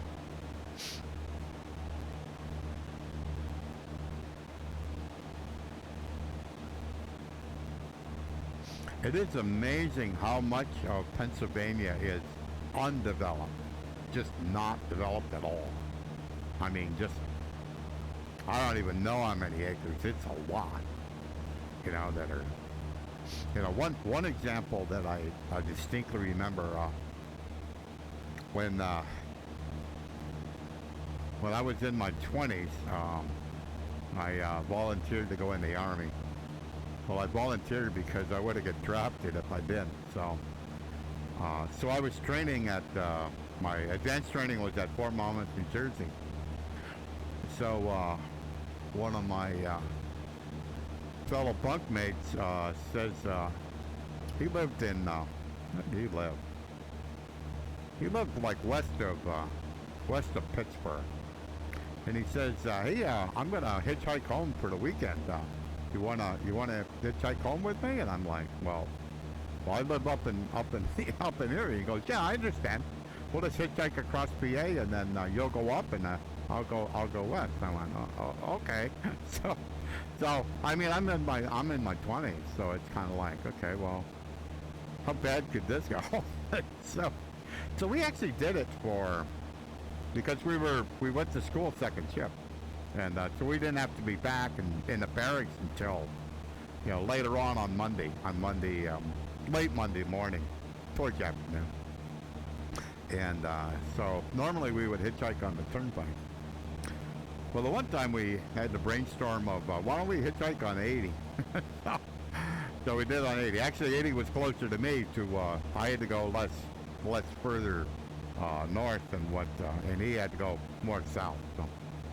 So we go across 80, and we get dropped off, and I distinctly remember the name of the road is Mile Run.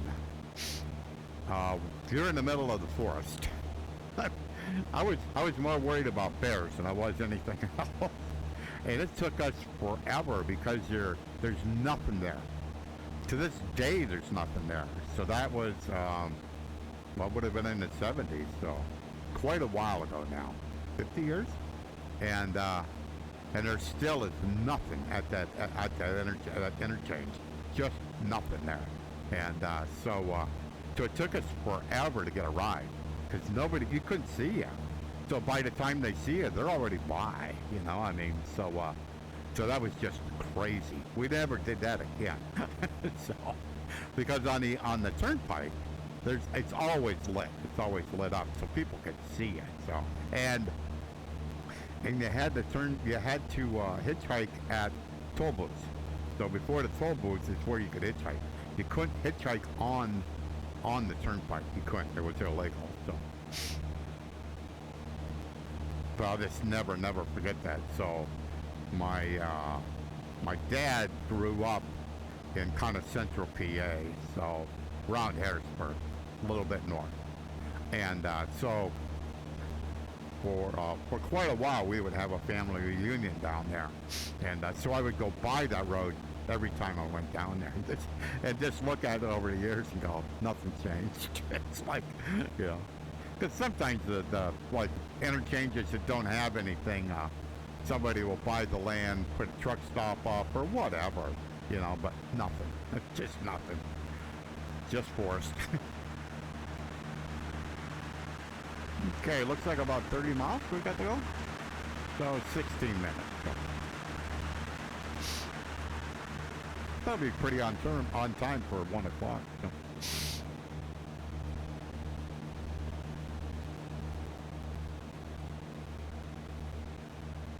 It's kind of neat how rain works.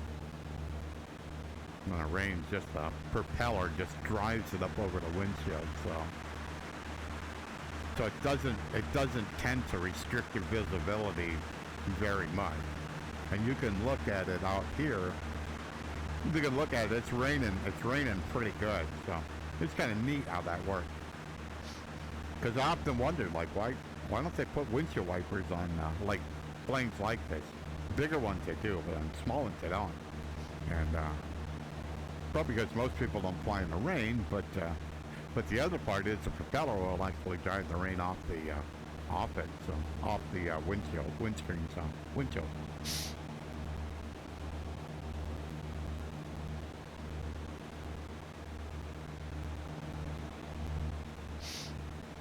Like we got a chunk of water up here.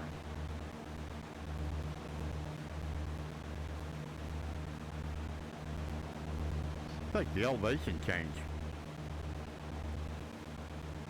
I've been flying 3,000 feet the whole time, and we are closer to the ground than we were before. So.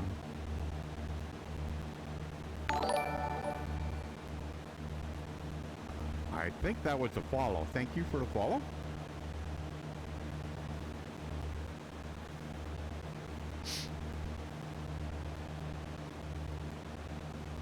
I used to have it show up in chat, and every once in a while it doesn't work. So.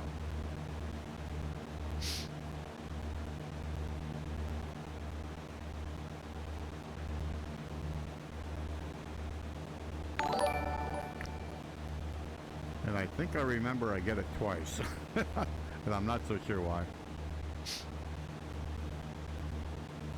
Yeah, because in chat it used to set, and I actually have the alert set up to do that. Is that there's an alert set up that says,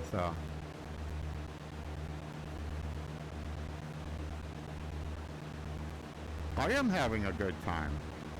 I'm towards the end of my flight. I'm about 26 miles from my last airport, and just doing a little flying in the rain. Nothing too bad. Not thunder. I've seen lightning once, so not bad, not bad. And check the temperature at 68 degrees, so I don't need to worry about icing. I just kind of enjoy the countryside in the rain.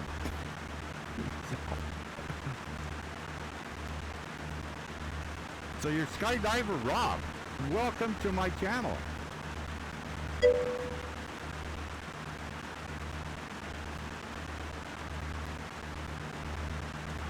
There's an airport. That's not the airport I'm going to, I hope. Nope, that's not my airport. Yeah, I've had a few. I never had an Oculus. So I've had a Vive, let's see, a Vive Pro, an Index, HP Reverb G2. This one here is a Vive Pro 2. And I also have a Pimax 8KX. My daily driver is the one I'm on, my Vive Pro 2. I have a BigScreen Beyond that will be delivered sometime in the next month and a half. So, I'm always chasing better resolution. This one's pretty nice. So I can, like, from sitting in my chair, I can look over and see that's 23.9 miles to go over here. So that's enough resolution for me.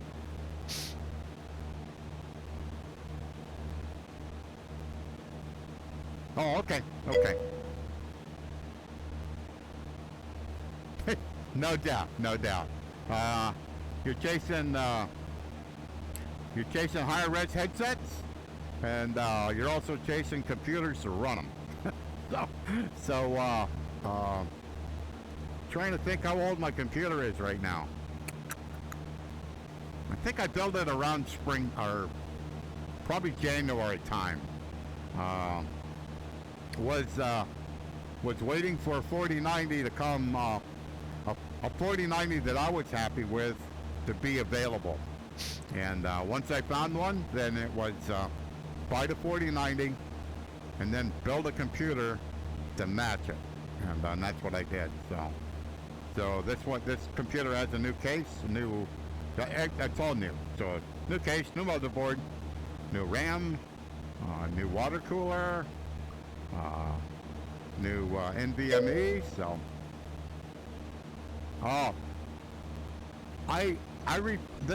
so this one here is a it's a 19900K, and with a 4090. I had an i9 11. Can't remember if it was an i9 or not, if it's i9 or i7, but basically with so it was 2 generations back, and I had a 3090, and I was surprised at the difference in performance with this 4090 against that computer. It was really dramatic. I was surprised. I had heard that the 4090s are just for VR, they're just awesome. I attest to that. They are. And quite frankly, I paid about $2,000 for my 3090, and I paid $2,000 for the 4090. So about 2 or 3 years, 2 years later, I bought a better performing GPU for the same price. So I was good.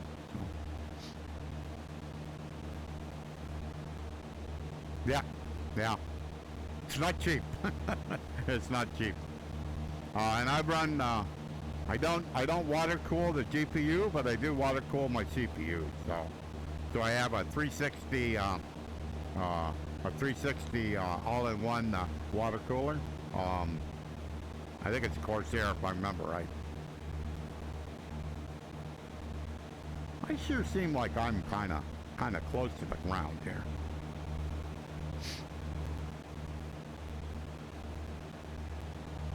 Or the hills are getting higher, I don't know which. Because the next airport I'm going to is 16 miles away, but and its elevation is 1,100 feet, so I'm kind of going like, unless I got a ridge in between, which I could have, so not quite sure yet. There's got to be an airport right here. Oh yeah, it's right there. That airport by a golf course. Oh, that's kind of cool. We just landed at at Arnold Palmer, and I thought I would see a golf course by the airport, but there's certainly one right here. That's kind of cool. That's really cool. Whether that golf course is actually supposed to be there or not, I am not sure, but something seems a little weird at that airport. What are we gonna do here, Bill? I think I gotta climb.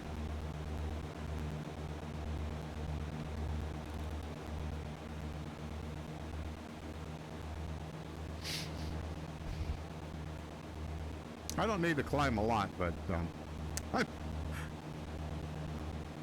it kind of looks like the like we're like way too close here. I think we got some windmills here. Looks like they're not spinning though. I don't know whether they should be or not, or but they are windmills.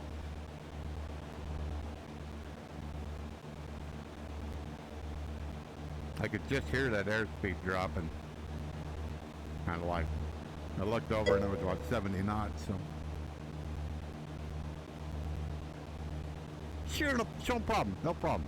You have a great day and enjoy the background.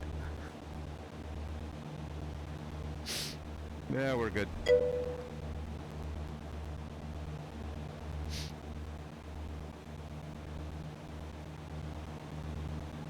Okay, so we're 13 miles away from the airport. Pull power back a little bit here. We're way high enough. We're at 2200.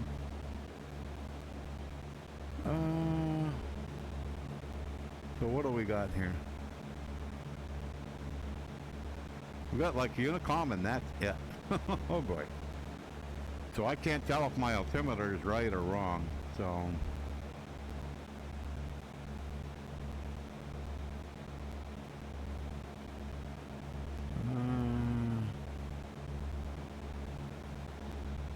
set COM1 standby 122.700. COM1 standby set to 122.7.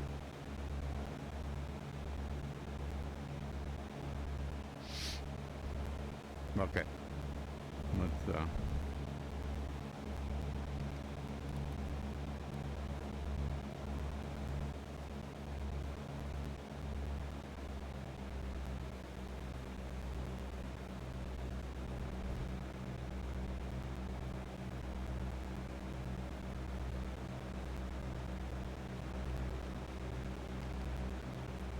say weather at Kilo Hotel Mike Zulu.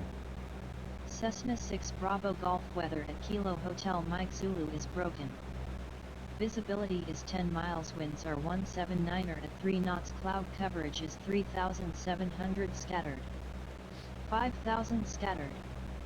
9,500 broken. Current altimeter is 29er. Temperature 24°.17.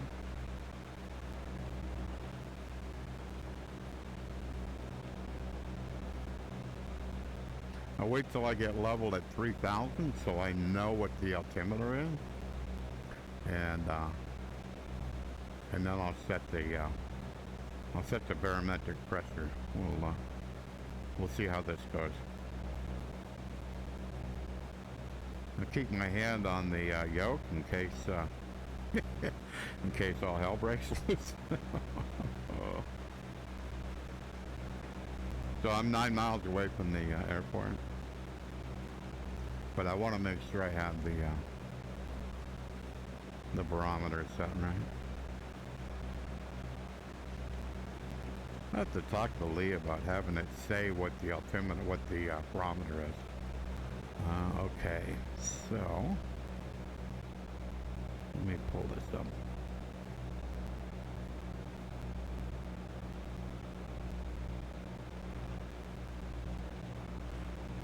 Set altimeter 29er. Altimeter already 29er. Well, that was because what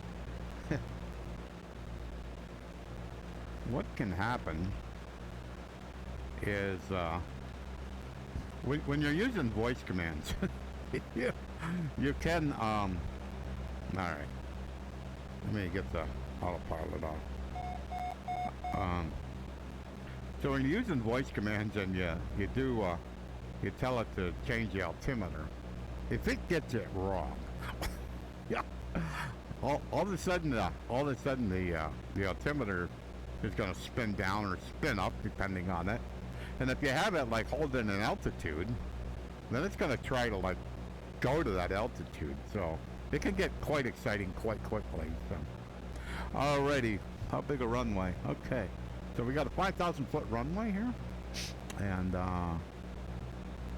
we're 6 miles out. So, are we past the ridge or not? I don't know that. Let's see if the map tells me. Let's look at the map. So it's there. It looks like when you kind of look at these contours, so it looks like we're past that ridge.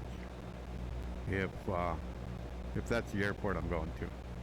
And I think I'm a little off course by the looks of it. Okay. I'm way off course.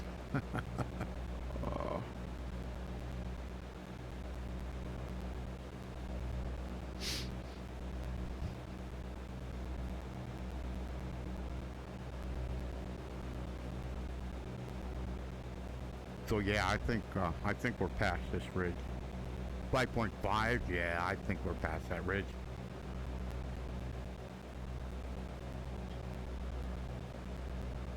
Okay, my clock at the house is saying it's 1 o'clock.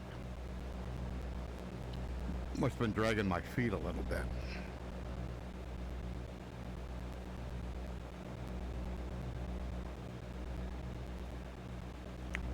So, oops.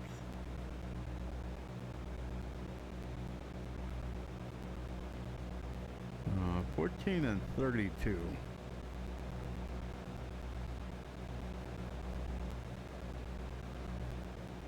Say active runway for Kilo Hotel Mike Zulu. Cessna 6 Bravo Golf arriving and departing runway 14. Okay.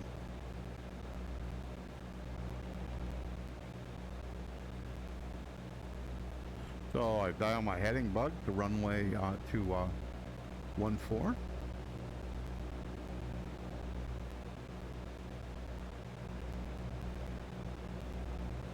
So 3.9 miles. I would hope we wouldn't put a runway on the top of this hill here. That might be more exciting than what I'm ready for. 2200 is the pattern altitude, so engine's a little bit low. Okay, 14.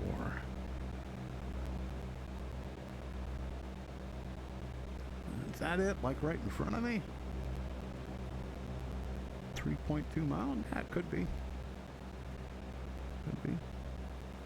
Right this way.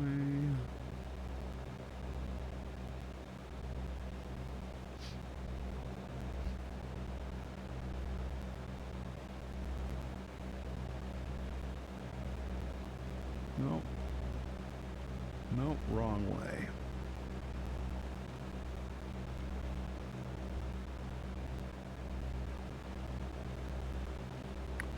Where are you? How big? 5,000 feet. So it's not a small runway. Not a small airport. It's asphalt, right? Okay. Just checking.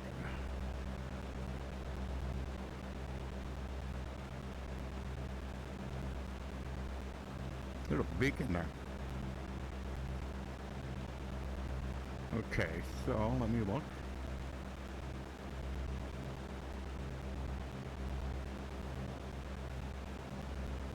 All right. So,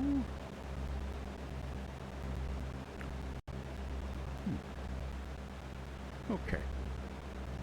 So I'm just trying to figure out the right approach here. So this is the direction of the runway. So I have to be on the far side of that runway to do a left-hand turn. So I'm gonna fly out past it, over kind of where that hill is, and that'll put me on the downwind, and so I'll be on downwind for 14. So all good. Everything's looking good. Got fuel. Everything appears to be in the green.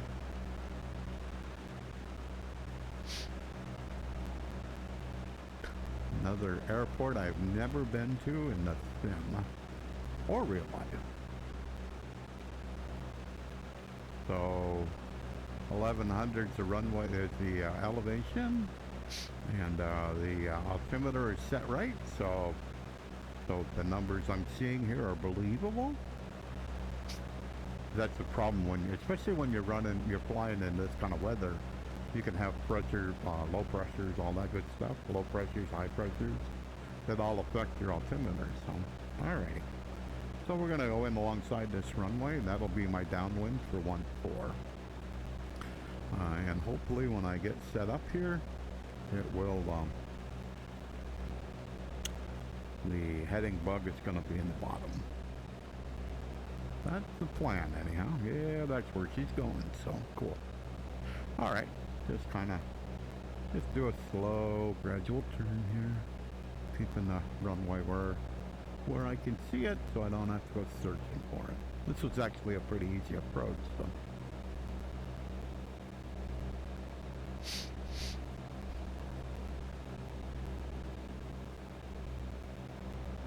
Okay, last airport.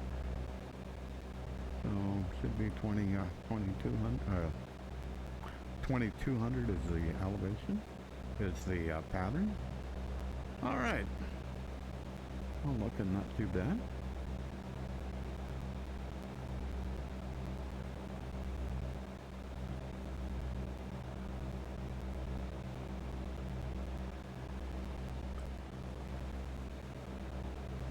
Cessna 6 Bravo Golf, downwind runway 14. Cessna 6 Bravo Golf, this is Bedford County Unicom on 122.7. Please repeat your request.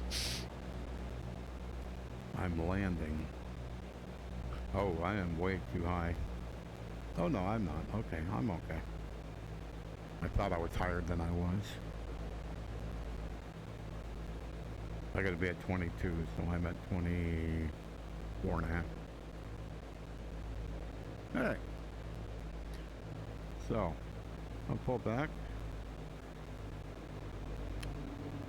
A notch of flats.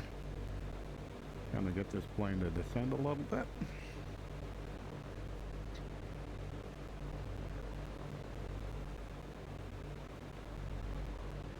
Kinda looking for the runway to be at a 45 degrees. So, well, this is a fun stream. Seems a little slow. You can kind of hear I can hear the airspeed. It's kind of like,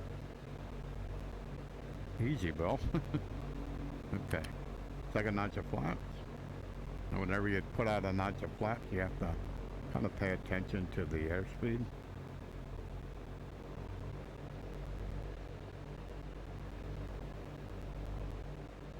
There she is.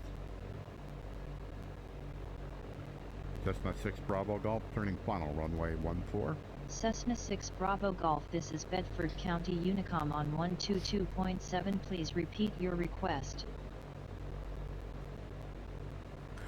And we're doing a full stop landing here. Pretty sure that's what I said. Yep.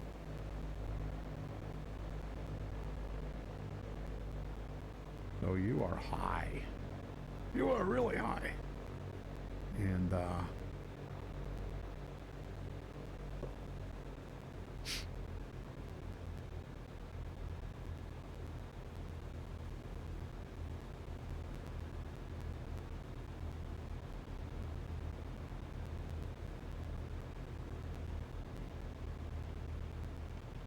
trying to get rid of some elevation. Worked out not too bad. Kind of coming in a little hot here. It's not that long, that short.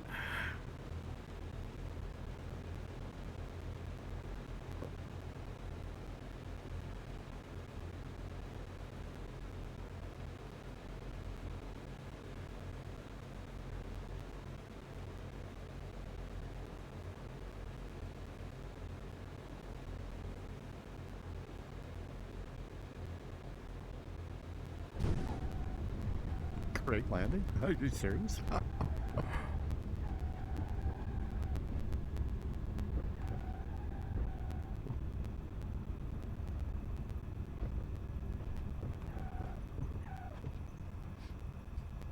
Okay. Well, yes, I will try not to do that. It wasn't like it was intentional.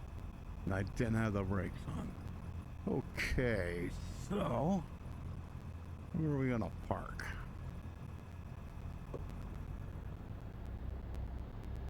Great landing, I love it. Alrighty, I'm gonna park over, what we got over here? It's like GA hangars over here, so I'm gonna go over here. See what I got.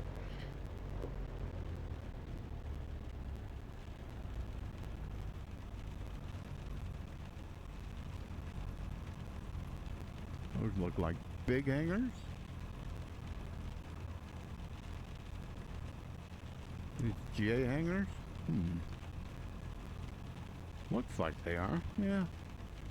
Let me go over here on the back side of this. Never been here before, so I'm not so sure where to park. Looking for some markings, well, I don't see anything. Yeah, those look like, yeah, those are GA hangars.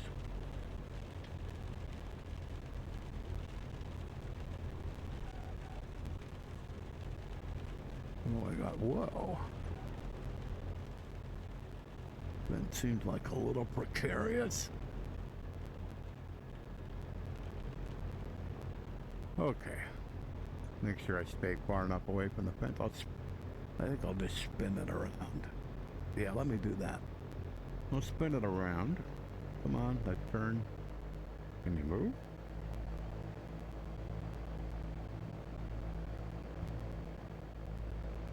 Let me go right over here.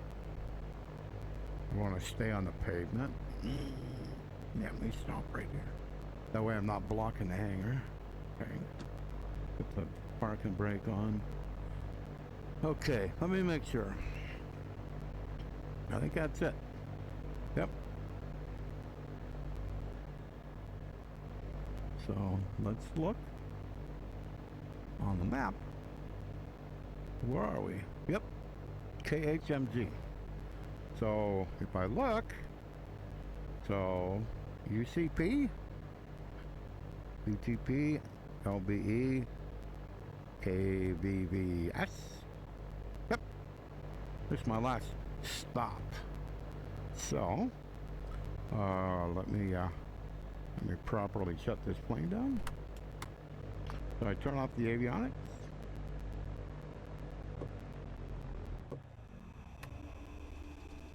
Almost forgot to put the flaps up. That was kind of bad, though. All right, all the lights are off. Be sure to turn the taxi lights on.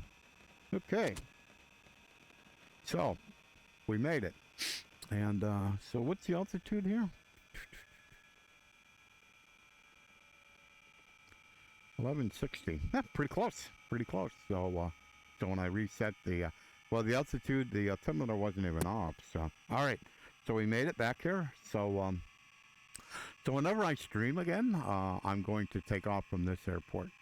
And so, like I said, what I'm trying to do is I'm trying to fly along the kind of the edges of Pennsylvania. So, so it all went pretty good. It was kind of fun to kind of like fly in out of rain. And then the other thing you kind of get to show off is this. You get to show this off in X-Plane 12. We got puddles, you know, and if the rain stops, those puddles will dry up, which is pretty cool. It's pretty neat. In VR, don't know about 2D, but in VR, you'll get some shimmer. Like I'm looking at those far pedals, like these puddles right here, not shimmer, but those puddles down there, I'm seeing a shimmer, you know, and but in general, it looks pretty cool. So let me up squared away. Okay. All right. I'm gonna call it a day. And to everybody who stopped by, thank you so much. It just makes my day when I get to interact with people and chat. Just so much fun. And part of the reason I do it is that interaction. The other part is to kind of convey the aeronautical knowledge that I've learned over my time with my time flight training, and just try to pass some of that on. So, and I just enjoy flying. Flying in VR is as close as it quite frankly is as close as I'll ever come again to flying a real airplane is in VR. So, and I just enjoy it so much. If you enjoy this kind of content, If you enjoy this kind of content, please click on the follow button. So when I go live, you'll be notified. I tend to 15 minutes. I tend to start at 11, and 15 minutes before that, I tend to I put a screen on that says stream starting soon, and I usually do that 15 minutes before. This time I started a little bit early because I had two first time viewers that interacted with me in chat. I mean, it's kind of like that's one thing I will say about my streams. If unless I'm on a short final, if you make a comment or something in chat, I will interact with you. On a short final, I will not. But as soon as I'm done with getting the plane landed, I absolutely will. So that's how I roll. And if I'm in a pattern, no, it's fine. I'm fine. I mean, so but yeah. If you enjoy this content, and I'm glad I'm getting more people that enjoy it. So because I know VR content isn't necessarily easy to look at, I try to do my best to not move the headset around like crazily. But I'm flying an airplane, so if I'm coming into a pattern, yeah, I'm gonna look like that because I'm looking at where the end of the runway is. So I can't help that. So, all right, I'm done. I'll have a great day. I know I've had a lot of fun today. This is kind of cool to kind of experience Pennsylvania. And yeah, they call it Penn's Woods. Yeah, there's a lot of woods here. Bye-bye.